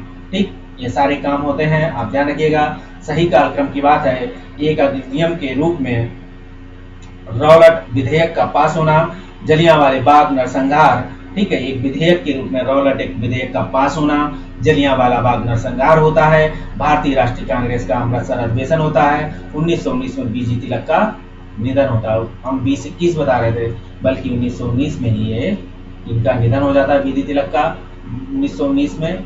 ठीक है, और उसके बाद के अधिवेशन में आप देखेंगे कि जो निर्णय पूना समझौता, ये क्वेश्चन छूट गया है, यहाँ से निकल गया है। आप देखेंगे अगला तो राष्ट्र घटनाओं का सही कालक्रम देखेंगे तो होम रूल आंदोलन, चंपारण सत्याग्रह, जलियांवाला बाग हत्याकांड, भारतीय राष्ट्रीय कांग्रेस का अमृतसर अधिवेशन। आप देखेंगे होम रूल आंदोलन हो रहा है, चंपारण सत्याग्रह हो रहा है, जलियांवाला बाग हत्याकांड हो रहा है, भारतीय राष्ट्रीय कांग्रेस का अमृतसर अधिवेशन हो रहा है। हम आगे अगर चर्चा करें तो देखेंगे सही कालक्रम में तो चंपारण सत्याग्रह हो रहा है, रॉलेट सत्याग्रह होता है, जलियांवाला बाग हत्याकांड होता है, चौरी चौरा की घटना होती है। आगे बात करें जय सही कालक्रम, जलियांवाला बाग त्रासदी जो है, जो स्वराजिस्ट दल है का निर्माण नौजवान सभा द्वारा जो है निर्माण दांडी मार्च में किया था। सही कालक्रम में देखेंगे तो जलियांवाला बाग त्रासदी, स्वराज लिस्ट या स्वराजिस्ट दल का निर्माण, नौजवान भारत सभा का निर्माण, ये सभी काम जो हुए थे वो दांडी मार्च सही कालक्रम है। तो जलियांवाले बाग त्रासदी आपको पता ही है, स्वराज दल का निर्माण, नौजवान भारत सभा का निर्माण। आप स्वराज दल का समझ सकते हैं 1923, फिर नौजवान भारत सभा का निर्माण और फिर दांडी मार्च, मतलब 1923 और 1929 के बीच का काल है जहां नौजवान सभा होती है। और ये भगत सिंह का होगा, न कि जो नौजवान से रिलेटेड था। अगर हम बात करें जमनालाल बजाज, तो जमनालाल बजाज के संदर्भ में देखेंगे बरदा सत्याग्रह आश्रम, ठीक है, जमनालाल बजाज, दादा भाई नौरोजी, बम्बई एसोसिएशन, लाला लाजपत राय, लाहौर का राष्ट्रीय विद्यालय और ज्योतिबा फूले सत्यशोधक समाज। तो लाहौर का राष्ट्रीय विद्यालय, राजा लाजपत राय, जिसे आप आगे बात करें तो देखेंगे 1883 में क्या हुआ, कलकत्ता में राष्ट्रीय सम्मेलन का प्रथम अधिवेशन होता है, ठीक है, कलकत्ता में राष्ट्रीय सम्मेलन का प्रथम सम्मेलन, ठीक है, जो है ये 1833, 1906 में ढाका में मुस्लिम लीग की स्थापना, 1947 में अखिल भारतीय देसी राजा परिषद की स्थापना होती है। याद रखिएगा, अखिल भारतीय देसी राजा परिषद 1927 और 1932 में व्हाइट हॉल में सांप्रदायिक पंचायत की घोषणा। ये व्हाइट हॉल मतलब अमेरिका का जो वो अमेरिका का लंदन का जो राजा का जो हाल होगा वो व्हाइट हॉल बोलते हैं। आगे मॉर्लेमेंटो सांप्रदायिक निर्वाचन क्षेत्र है, ठीक है, साइमन कमीशन देशव्यापी आंदोलन है, चौरी चौरा घटना है, आंदोलन का वापस लिया जाना। और आगे बात करें तो दांडी मार्च, नमक का अवैध निर्माण। तो दांडी मार्च, नमक का जो है अवैध निर्माण, तो ये चौरी चौरा घटना जो है, आंदोलन का वापस लिया जाना, और साइमन कमीशन देशव्यापी आंदोलन, मॉर्लेमेंटो सुधार, सांप्रदायिक निर्वाचन क्षेत्र। अब सही सुमेलित की बात करें, भारत में प्रकाशित प्रथम द बंगाल गजट है, प्रथम समाचार, भारत से प्रकाशित प्रथम समाचार पत्र द बंगाल गजट है। ऑल इंडिया हरिजन संघ की स्थापना महात्मा गांधी ने की थी। गदर आंदोलन में सक्रिय भाग लेने वाले लाला हरदयाल, बाबा गुरनाम सिंह और आगे बात करें तो गुरनाम सिंह जो तुंडीलाट थे, ठीक है, बाबा हरदयाल, लाला हरदयाल जो हरदयाल सिंह या लाला हरदयाल बोलेंगे, बाबा हरनाम सिंह थे और तुंडीलाल थे। आगे बात करें हरनाम सिंह तुंडीलाल, आप पूरा नाम ले सकते हैं। पिट्स इंडिया अधिनियम वारेन हेस्टिंग्स से जुड़ा था और किस समय पारित हुआ था। बंगाल का जो गवर्नर जनरल थे वो आप देखेंगे तो बंगाल के गवर्नर जनरल जो वारेन हेस्टिंग्स थे, पिट्स इंडिया अधिनियम पारित होने के सब बंगाल के गवर्नर जनरल तो वारेन हेस्टिंग्स। आगे बात करें तो इंडियन काउंसिल एक्ट 1909, तो मॉर्लेमेंटो सुधार, और भारत सरकार अधिनियम 1919, मॉन्टेगू चेम्सफोर्ड सुधार, भारत सरकार अधिनियम 1935, साइमन कमीशन रिपोर्ट, संयुक्त प्रवर समिति और सिफारिशों पर हुआ था। भारत सरकार अधिनियम 1935 साइमन कमीशन की रिपोर्ट किया और संयुक्त प्रवर समिति, दो समिति थे, याद रखिएगा। अभी आप एक समिति जानते थे, दूसरी समिति आई संयुक्त प्रवर समिति की सिफारिश, दो चीजें आ गई, साइमन कमीशन आया, साइमन कमीशन की रिपोर्ट गई, एक संयुक्त प्रवर समिति थी, इसकी भी रिपोर्ट पे 1935 का अधिनियम पारित किया गया था। आगे हम देखेंगे स्वाधीनता अधिनियम 1947 माउंटबेटन प्लान के नाम से जानते हैं। स्वाधीनता अधिनियम माउंटबेटन प्लान, स्वाधीनता अधिनियम 1947 माउंटबेटन प्लान। अगर हम बात करें अगस्त घोषणा, तो अगस्त घोषणा के संदर्भ में देखेंगे तो मॉन्टेगू है, अगस्त प्रस्ताव लॉर्ड लिनलिथगो है। अगस्त देखिए सारे अगस्त संकल्प हैं, अगस्त के नाम से हैं, ध्यान दीजिएगा। तो अगस्त घोषणा मॉन्टेगू घोषणा को जाना जाता है, अगस्त प्रस्ताव लॉर्ड लिनलिथगो को जाना जाता है, और अगस्त संकल्प महात्मा गांधी को जाना जाता है। तो एक घोषणा कर रहे हैं, तो घोषणा का काम कर रहे हैं मॉन्टेगू साहब, प्रस्ताव करेंगे लॉर्ड लिनलिथगो और संकल्प लेंगे महात्मा गांधी। तो सारे अगस्त प्रस्ताव हैं। प्रत्यक्ष कार्रवाई दिवस मोहम्मद अली जिन्ना 1946। आगे बात करें सीधी कार्रवाई दिवस, शासन नहीं दिया है, सॉरी, भारतीय शासन अधिनियम 1935 और क्रिप्स प्रस्ताव 1942 और अगस्त प्रस्ताव 1940, ठीक है। तो प्रस्ताव की बात आ गई, देखिए अगस्त प्रस्ताव लॉर्ड लिनलिथगो के समय आता है और यहाँ भी अगस्त प्रस्ताव है 1940 और बेबेल योजना 1945। आगे बात करेंगे 1929 में जारी किए गए दीपावली घोषणा पत्र का संबंध था डोमिनियन स्टेट से। दीपावली घोषणा पत्र बटलर समिति रिपोर्ट की बात करेंगे तो भारतीय राज्यों पर परमोच्च शक्ति के बीच संबंध। बटलर समिति रिपोर्ट भारतीय राज्य और परमोच्च शक्ति के बीच संबंध देखेंगे, ये बटलर समिति की बात है। तो भारतीय राज्य बटलर समिति जो थी वो देशी रियासतों से संबंधित थी। ध्यान दीजिएगा तो लिखा हुआ है इसमें कि भारतीय राज्यों और परमोच्च शक्ति के बीच संबंध की बात हुई। ठीक है, आगे बात करेंगे हार्टोग समिति। हार्टोग समिति रिपोर्ट ब्रिटिश भारत में शिक्षा और अभिवृद्धि की प्रगतिशील संभावनाएं थी। ये ब्रिटिश भारत में शिक्षा की अभिवृद्धि और प्रगति की संभावनाएं तो ये हार्टोग समिति की रिपोर्ट पे थी। आगे बात करें तो ब्रिटिश भारत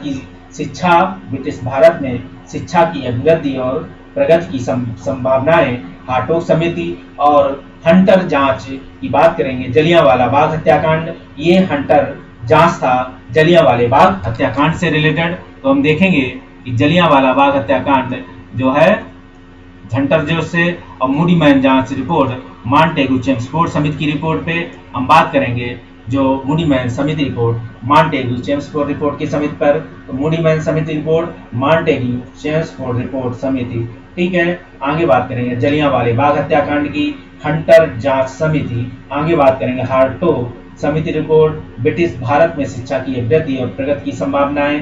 तो आगे बात करेंगे तो देखेंगे सही कथन है महात्मा गांधी की आत्मकथा मूल रूप से गुजराती भाषा में थी, लिखी गई थी। ठीक है, आप याद रखिए जो उनकी ऑटोबायोग्राफी थी वो गुजराती भाषा में थी। और सैडलर आयोग शिक्षा से जुड़ा था। कौन सी महिलाएं सैड रहती थी, आपको बताया था। बाकी इसमें प्राथमिक और माध्यमिक शिक्षा की बात थी। आगे बात करें भारत में अंग्रेजी शिक्षा के प्रसार में सहायता करने के लिए हिंदू कॉलेज की प्रथम संस्था थी। भारत में अंग्रेजी शिक्षा के प्रसार की सहायता करने के लिए हिंदू कॉलेज कलकत्ता जो है प्रथम संस्था थी। कौन थे इसका? राजा राम मोहन राय और दो अंग्रेज लोग थे, नाम नहीं याद आ रहा, बताते अभी आपको। तो सूरत विभाजन 1907, सांप्रदायिक अधिनिर्णय निर्वाह जो बोलते हैं अधिनिर्णय 1932, सर्वदलीय सम्मेलन जो है 1928, पूर्ण स्वराज का संकल्प 1929। आगे बात करें तो ये पूर्ण स्वराज लाहौर रावी नदी के तट पर जवाहरलाल नेहरू के जो कांग्रेस का अधिवेशन होता है उस समय दिया गया था पूर्ण स्वराज। आगे बात करें तो घटनाओं का सही कालक्रम देखेंगे। कामागाटा अमारू की प्रसंग होता है, महात्मा गांधी का भारत आगमन होता है। ठीक है, और तिलक का होम रूल लीग शुरू होता है। सही घटनाओं के क्रम में देखेंगे अगस्त प्रस्ताव, भारत छोड़ो आंदोलन, INA मुकदमा, रॉयल इंडियन नेवी का विद्रोह होता है। ठीक है, जो अगस्त प्रस्ताव आता है कब? अगस्त प्रस्ताव 1940। इसके बाद आता है नेतृत्व के समय भारत छोड़ो आंदोलन 1942। फिर INA का मुकदमा होता है। इंडियन नेवी जो होते हैं इन पे जो जहाज था, इन पे जो है उनके नेवी जो जहाज वाले के सैनिकों ने क्या दिया, उन पे जो विद्रोह किया था वो मुकदमा लाल किले पे चलता है INA वालों का। इसके बाद रॉयल इंडियन नेवी जिसे INA मुकदमा रॉयल इंडिया नेवल रेटिंग्स का विद्रोह।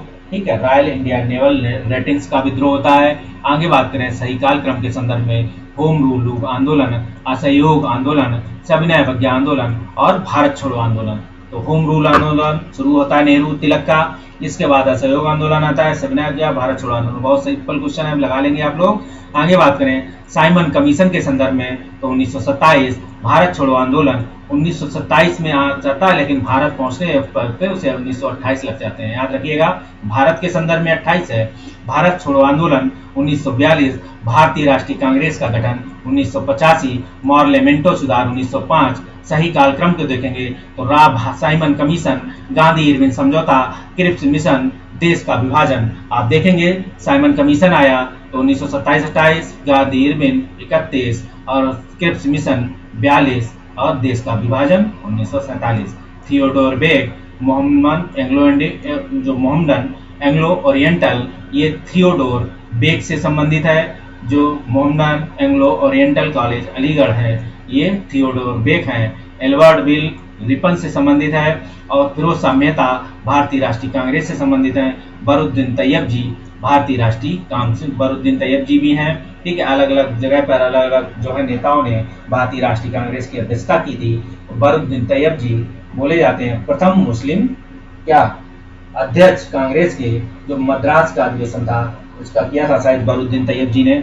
आगे बात करें अगर सही कालक्रम की घटनाओं के संदर्भ में देखेंगे, स्वदेशी आंदोलन, होम रूल आंदोलन, असहयोग आंदोलन, सविनय अवज्ञा आंदोलन। तो स्वदेशी आंदोलन आया, फिर होम रूल आंदोलन आया, फिर असहयोग आंदोलन आया, फिर सविनय अवज्ञा आंदोलन आया। अगर हम आगे चर्चा करें, आंदोलन ने महिलाओं को घर की चार दीवारों के बाहर निकाला है। तो स्वदेशी आंदोलन, होम रूल आंदोलन, असहयोग आंदोलन, सविनय अवज्ञा आंदोलन। सही कालक्रम की बात करेंगे, गांधी का चंपारण सत्याग्रह, जलियांवाले बाग का हत्याकांड और असहयोग आंदोलन, सविनय अवज्ञा आंदोलन। ठीक है, आगे याद करें तो देखते हैं home rule league, Lokmanya Tilak और nationalist party Madan Mohan Malaviya, national liberal federation Tej Bahadur Sapru, Swaraj party Chittaranjan Das. ठीक है, नेशनल लिबरेशन फेडरेशन पार्टी वह तेज बहादुर सप्रू की है। नेशनलिस्ट पार्टी मदन मोहन मालवीय की है।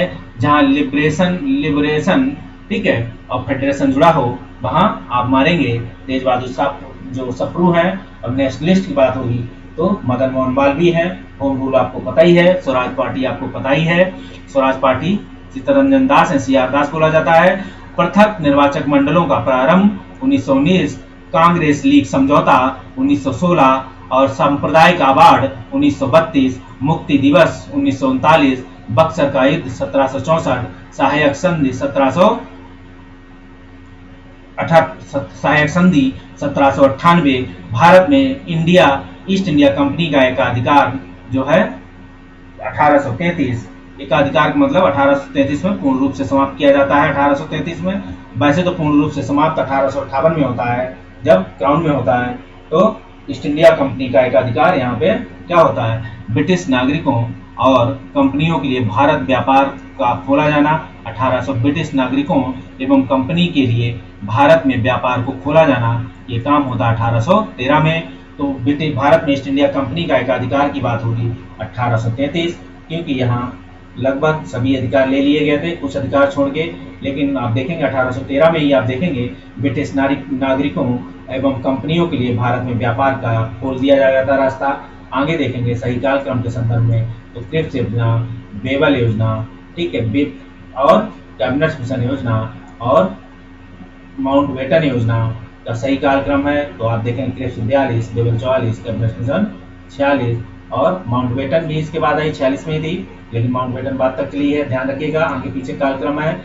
क्रिप्स मिशन, भारत छोड़ो आंदोलन, ठीक है, पहले क्रिप्स आता है, फिर भारत छोड़ो आंदोलन होता है, फिर बेबल ऑफर आता है, ठीक है, फिर आप कैबिनेट मिशन आता है। तो क्रिप्स आएगा, क्रिप्स की बात नहीं मानी गई, भारत छोड़ो आंदोलन होता है, फिर बेबल ऑफर देते हैं, तो फिर एक कैबिनेट मिशन के अंतर्गत बात करो। आप ध्यान लगाइए कालक्रम में अगस्त प्रस्ताव, क्रिप्स मिशन की योजना और बेबल की योजना आप देखेंगे। अगस्त प्रस्ताव क्रिप्स मिशन की जो है योजना, बेबल की योजना, मंत्रिमंडल मिशन की योजना, ठीक है, मंत्रिमंडल मिशन की योजना। तो सही कालक्रम के संदर्भ में अगर हम चर्चा करेंगे तो अगस्त प्रस्ताव की बात हो रही है, फिर क्रिप्स प्रस्ताव की बात हो रही है, अगस्त प्रस्ताव, क्रिप्स मिशन की योजना हुई, बेबल की योजना आई, फिर मंत्रिमंडल मिशन की योजना आई। अगर हम घटनाओं के क्रम की बात करें, सही कालक्रम की गणना तो चंपारण आंदोलन है, जलियांवाला बाग हत्याकांड है, मोपाला विद्रोह है, चौरी चौरा घटना की बात होती है, ठीक है, चंपारण आंदोलन, जलियांवाला बाग हत्याकांड, मोपाला विद्रोह, चौरी चौरा की घटना। आगे बात करें घटनाओं का सही कालक्रम है, नेहरू रिपोर्ट, सविनय अवज्ञा आंदोलन, गांधी इरविन समझौता, पूना पैक्ट का क्रम। अगर सही कालक्रम को देखेंगे तो सी राजगोपालाचारी योजना, बेबल योजना, कैबिनेट मिशन योजना, माउंटबेटन योजना। आप देखेंगे सही कालक्रम में अगस्त प्रस्ताव, ठीक है, आपको फिर से एक बार बता देते हैं, अगस्त प्रस्ताव, क्रिप्स प्रस्ताव, बेबल योजना, फिर मंत्रिमंडल मिशन की योजना, ठीक है। आगे बढ़ेंगे तो चंपारण, जलियांवाला बाग हत्याकांड है, फिर मोपाला विद्रोह, फिर चोरी चौरा की घटना होती है, नेहरू रिपोर्ट आती है, फिर सविनय अवज्ञा आती है, ठीक है। पहले नेहरू रिपोर्ट का मतलब मोतीलाल नेहरू की रिपोर्ट आती है 1928 में जो गठित होती है, फिर सविनय अवज्ञा आंदोलन, फिर गांधी इरविन पूना पैक्ट, ठीक है, Gandhi Irwin pact, Poona pact है। सही कालक्रम में देखेंगे तो सी राजगोपालाचारी योजना, बेबल योजना, कैबिनेट मिशन योजना और माउंटबेटन योजना। आगे बात करें, बेबल योजना प्रस्तुत की गई थी तो 1945 में, और मैकडोनाल्ड कम्युअल अवार्ड से जुड़ा जाता है। लिथगो जो अगस्त ऑफर है, ठीक है, अगस्त प्रस्ताव की बात है, और जिसे 1940 में लाया था। और डलहौजी डॉक्ट्रिन ऑफ लेफ्ट से जुड़े हैं, और चेम्सफोर्ड डायरकी से जुड़े हैं।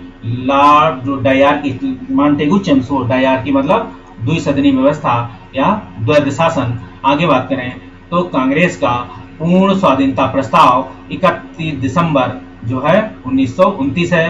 पूर्ण स्वराज दिवस 26 जनवरी 1930। इसीलिए इसी दिन को क्या हुआ था, इसी दिन 26 जनवरी को भारत का संविधान पूर्ण रूप से लागू किया गया था। 26 जनवरी 1950 को इसी दिन को ध्यान में रखते हुए जो पूर्ण स्वराज दिवस 26 जनवरी 1930 को मनाया गया था। पूर्ण स्वाधीनता प्रस्ताव अलग है और पूर्ण स्वराज दिवस अलग है। तो पूर्ण स्वाधीनता प्रस्ताव 31 दिसंबर 1929 को होता है, 31 दिसंबर 1929, और पूर्ण स्वराज दिवस 29 जनवरी 1930 की बात है। इसी दिन जब क्या होता है, संविधान बनता है। फिर 26 जनवरी 1950 को इसी पूर्ण दिवस, जो पूर्ण स्वराज दिवस मनाया गया था 26 जनवरी 1930, इसी तिथि को याद में रखते हुए भारतीय संविधान निर्माताओं ने अपना संविधान 26 जनवरी 1950 को लागू किया था। आगे करें, दांडी मार्च 12 मार्च 1930 के संदर्भ में है, ठीक है। 12 मार्च 1930 दांडी मार्च है, याद रखिएगा इसे। हम सन वहां शायद गलत बता गए थे आपको,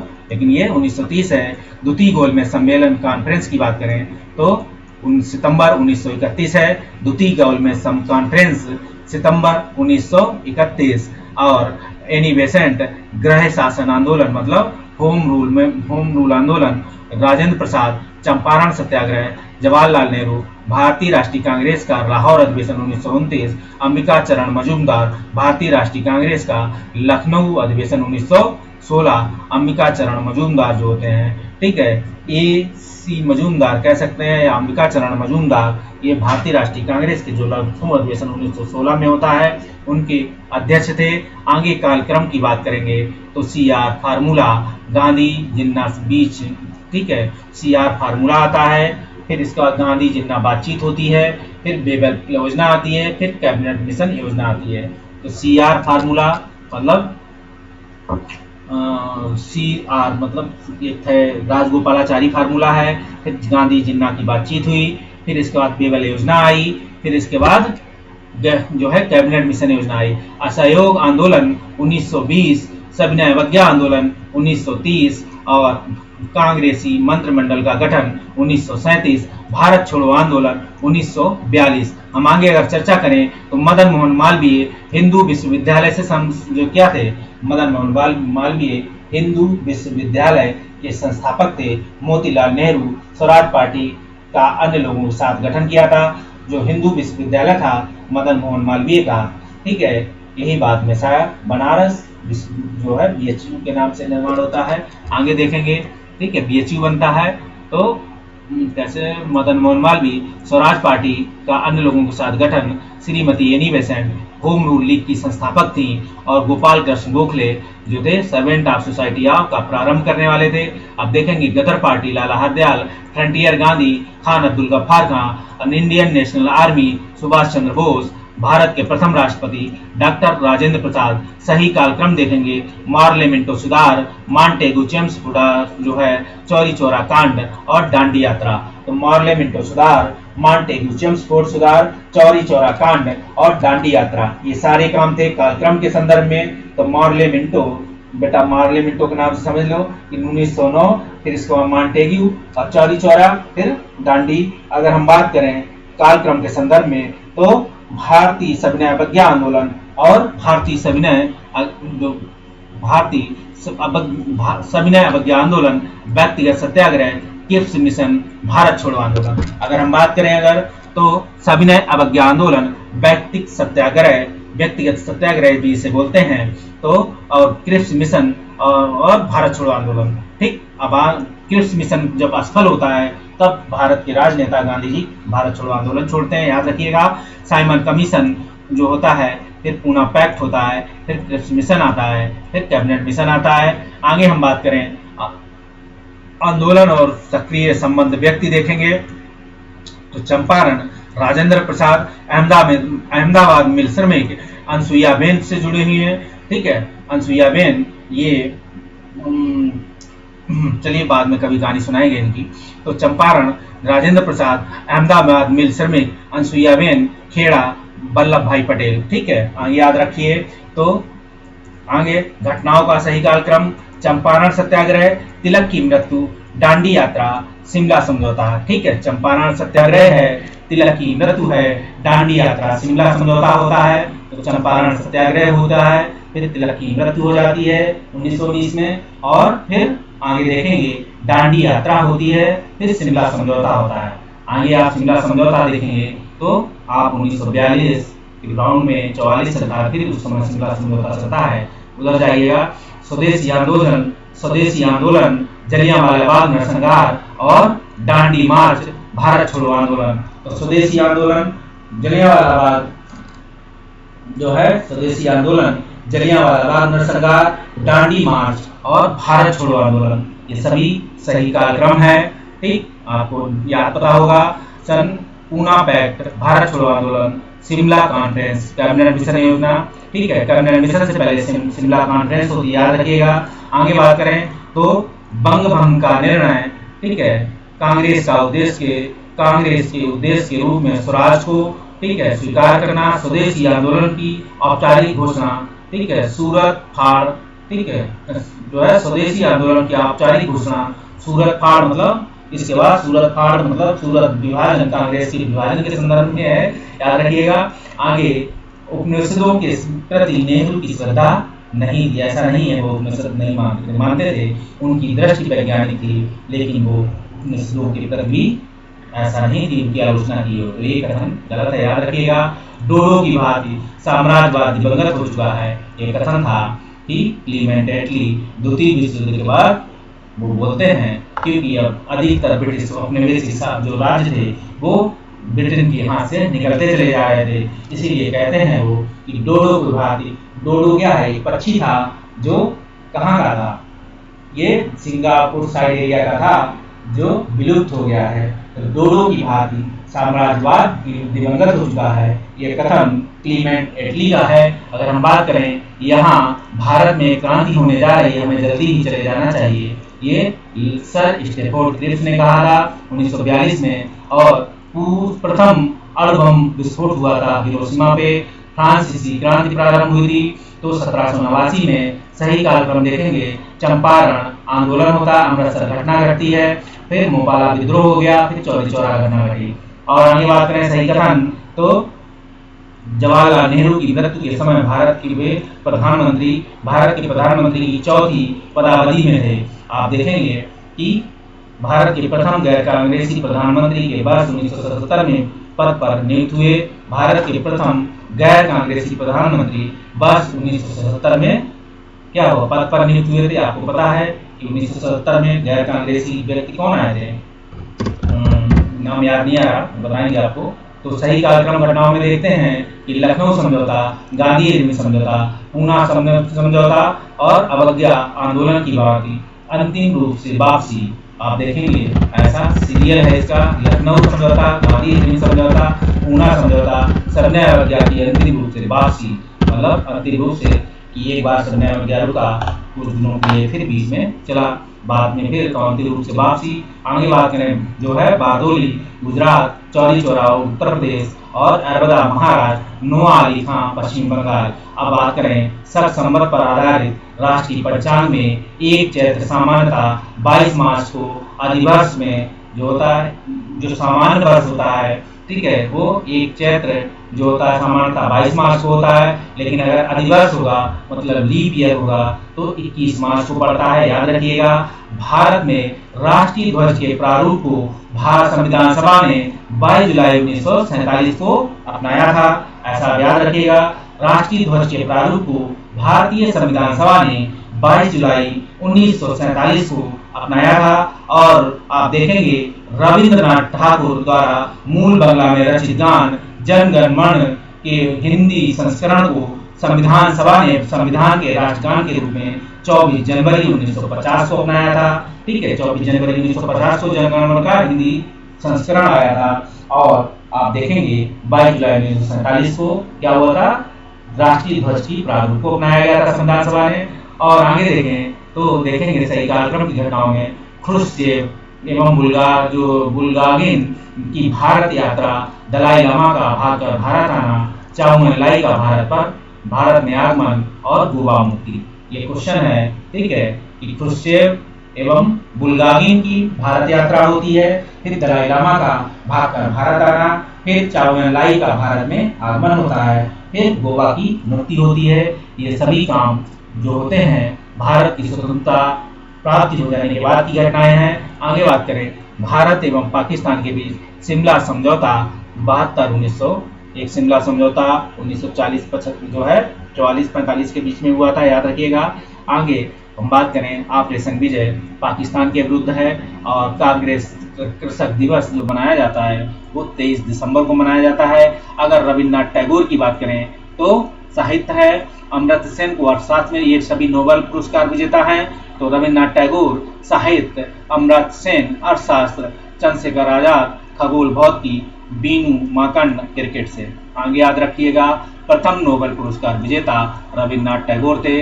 अगर सही कालक्रम की बात करेंगे तो चंद्रशेखर आजाद की शहादत, ठीक है, और गांधी इरविन समझौता, फिर भगत सिंह को फांसी, फिर भारतीय राष्ट्रीय कांग्रेस का 1931 का कराची अधिवेशन होता है।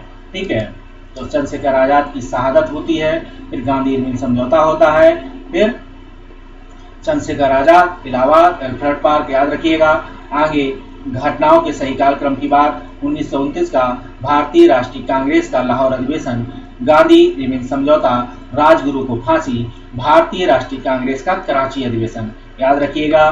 ठीक है, सीरियल क्रम है इनका। आगे देखें हम तो सुभाष चंद्र बोस, भारतीय राष्ट्रीय कांग्रेस की हरिपुरा अधिवेशन होता है, सरदार वल्लभ भाई पटेल, ऑपरेशन पोलो हैदराबाद 1930, मुस्लिम लीग का इलाहाबाद अधिवेशन, और 1930 का मुस्लिम लीग का अधिवेशन, बटुकेश्वर दत्त सेंट्रल असेंबली में भगत सिंह के साथ बम फेंकते हैं। आगे प्रथम अखिल भारतीय समाजवादी युवा कांग्रेस के सभापति, देखिए भारतीय समाजवादी का युवा वर्ग आया, जवाहरलाल नेहरू का नाम आ गया।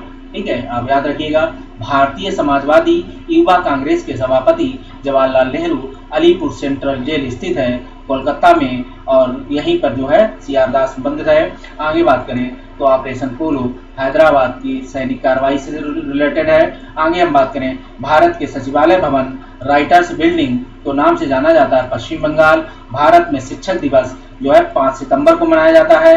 राष्ट्रीय पत्रकारिता दिवस 16 नवंबर को मनाया जाता है। भारतीय किसान यूनियन की स्थापना 1986 में होती है, और वह सिद्धांत जिसके माध्यम से कार्ल मार्क्स ने वर्ग संघर्ष की प्रक्रिया को समझाया था, यह नाम था द्वंद्वात्मक भौतिकवाद। वह सिद्धांत जिसके माध्यम से कार्ल मार्क्स ने वर्ग संघर्ष की प्रक्रिया को समझाया तो द्वंद्वात्मक भौतिकवाद से संदर्भ में है। वैलेंटाइन डे दिवस मनाया जाता है तो 14 फरवरी को। आजकल का कैलेंडर है ग्रेगोरियन कैलेंडर है, जो आज का कैलेंडर है आपके पास। फाल्गुन गांग एक लोकप्रिय आंदोलन था। जो फाल्गुन गांग है वो चीन का आंदोलन था। हम आगे देखें मदर टेरेसा संबंध का सही है तो उनका जन्म अल्बानिया में हुआ था। 18 वर्ष की उम्र में वो नन बन गई तथा एक समय में वो कल्याणकारी कलकत्ता की शिक्षिका भी रही। मदर टेरेसा के द्वारा स्थापित धर्म संघ कहलाता है मिशनरीज ऑफ चैरिटीज कहलाता है। और विधि सेवा दिवस 9 नवंबर है। विश्व पर्यटन दिवस 27 सितंबर है। विश्व थिएटर दिवस 27 मार्च है। और आगे बात करें अंतर्राष्ट्रीय साक्षरता दिवस, ये तो 8 सितंबर है। साक्षर 8 सितंबर होंगे, थिएटर 27 मार्च होगा, पर्यटन 27 सितंबर होगा। ठीक है, और पर्यटन 27 सितंबर है, थिएटर 27 मार्च है, और सेवा 9 नवंबर है। और 11 जुलाई विश्व जनसंख्या विधि सेवा बोल गए थे, विधि मतलब विधि सेवा दिवस 9 नवंबर है। और ये 11 जुलाई विश्व जनसंख्या दिवस है। 11 जुलाई 1 और 1 2 मतलब जनसंख्या हो गई, तो 1 आप दो आपके दो, वही मतलब 1-1-2 जुलाई। तो विश्व जनसंख्या दिवस 12 अगस्त, अंतर्राष्ट्रीय युवा दिवस 12 अगस्त मतलब अंतर्राष्ट्रीय युवा दिवस, ये आप याद रखिएगा। युवा दिवस मनाया जाता है। और 29 अगस्त को राष्ट्रीय खेल दिवस मनाया जाता है। और 8 सितंबर को विश्व साक्षरता दिवस मनाया जाता है। लोक सेवा दिवस मनाया जाता है 21 अप्रैल को। और फतेह सिंह राठौर टाइगर मैन बोले जाते हैं। और सुरेश तेंदुलकर जो हैं अर्थशास्त्र हैं। मणिकौल फिल्म निर्माता थे। और आर.एस. शर्मा इतिहासकार थे। और एलो स्टोन संयुक्त राज्य अमेरिका, सभी को पता है। यहाँ पे क्या है जो है वो गीजर हैं जो गर्म फव्वारे वाले। येलो स्टोन पार्क है यहाँ पे। एफिल टावर है पेरिस में है। पगोड़ा म्यांमार में है। पिरामिड मिस्र में है। आगे बात करें अगर तो देखेंगे विश्व की प्रथम महिला प्रधानमंत्री बनी तो श्री मावो भंडार नाइके। आगे बात करें श्रीलंका की थी। आगे ब्रिटिश प्रधानमंत्री की सरकारी आवास का नाम है। ब्रिटिश प्रधानमंत्री के सरकारी आवास का नाम 10 डाउनिंग स्ट्रीट है। आगे बात करें चीन में तिब्बत पर कब्जा किया था तो 1959 में किया था। भारत पाकिस्तान के युद्ध में पश्चात बांग्लादेश को एक स्वतंत्र राष्ट्र के रूप में स्थापित हुआ 1971 में। सोवियत संघ रूस बना 1991 में, मतलब सोवियत संघ रूस मतलब यूएसआरआर जो है यूएसआरआर टूटा और रूस का जन्म हुआ। ये काम 1991 में हुआ। जर्मनी का एकीकरण 1990 में होता है। और ये काम देखेंगे संयुक्त राज्य अमेरिका द्वारा 1941 में दूसरे विश्व युद्ध में शामिल होने का मुख्य कारण था पर्ल हार्बर का आक्रमण। संयुक्त राज्य अमेरिका का 1941 में दूसरे विश्व युद्ध में क्या था, अभी तक तटस्थ था जब उसके पर्ल हार्बर पर आक्रमण होता है। इसके बाद वो हिरोशिमा और नागासाकी पर विश्व युद्ध में भी शामिल होता है। और जापान के विरुद्ध वो हिरोशिमा नागासाकी पर परमाणु अटैक करता है। आगे बात करें तो देखेंगे संयुक्त राज्य अमेरिका का प्रथम राष्ट्रपति जॉर्ज वाशिंगटन है, ठीक है। और bill Clinton, Richard Nixon, George W Bush senior में से संयुक्त राज्य अमेरिका का वह राष्ट्रपति जिसने राष्ट्रपति पद से त्याग दिया हो। तो राष्ट्रपति पद से त्याग पत्र दिया था तो ये रिचर्ड निक्सन थे। रिचर्ड निक्सन ने इंदिरा गांधी के बारे में एक स्टेटमेंट बोला था, शायद कुतिया के संदर्भ में कुछ बोला था। आगे मुझे पूरा स्टेटमेंट याद नहीं है अभी, ठीक, कभी जब हम आगे पढ़ेंगे आईआर तब आपको बताएंगे। तो बिशप टेटू देश से संबंधित हैं तो दक्षिणी अफ्रीका। चीन ने वास्तविक कागज के निर्माण को श्रेय दिया जाता है तो साई लून को दिया जाता है। वास्तविक कागज का निर्माण चीन, कागज के निर्माण को ही कागज के निर्माण का जन्मदाता भी चीन को बोला जाता है। वास्तविक कागज का निर्माण का श्रेय भी साई लून को भी दिया जाता है, ये भी चीनी है शायद। और बिशप ट्यूटू दक्षिणी अफ्रीका से संबंधित थे। और सही कथन है प्लेटो सुकरात के शिष्य थे। पुनर्जागरण संस्कृति में इटली के प्रारंभ होने का कारण, ठीक है, इटली में प्रारंभ होने का कारण था कि विचारों को व्यक्त करने की वहां स्वतंत्रता थी। अपार्थिव कहा जाता है, एक उपन्यास या श्रृंखला है अपार्थिव। आगे इस तरीके से हमने इस जो है पार्ट 6 को कंप्लीट किया। अगले पार्ट में मिलते हैं, तब तक के लिए बाय बाय। रिवाइज कीजिए, बेस्ट ऑफ लक।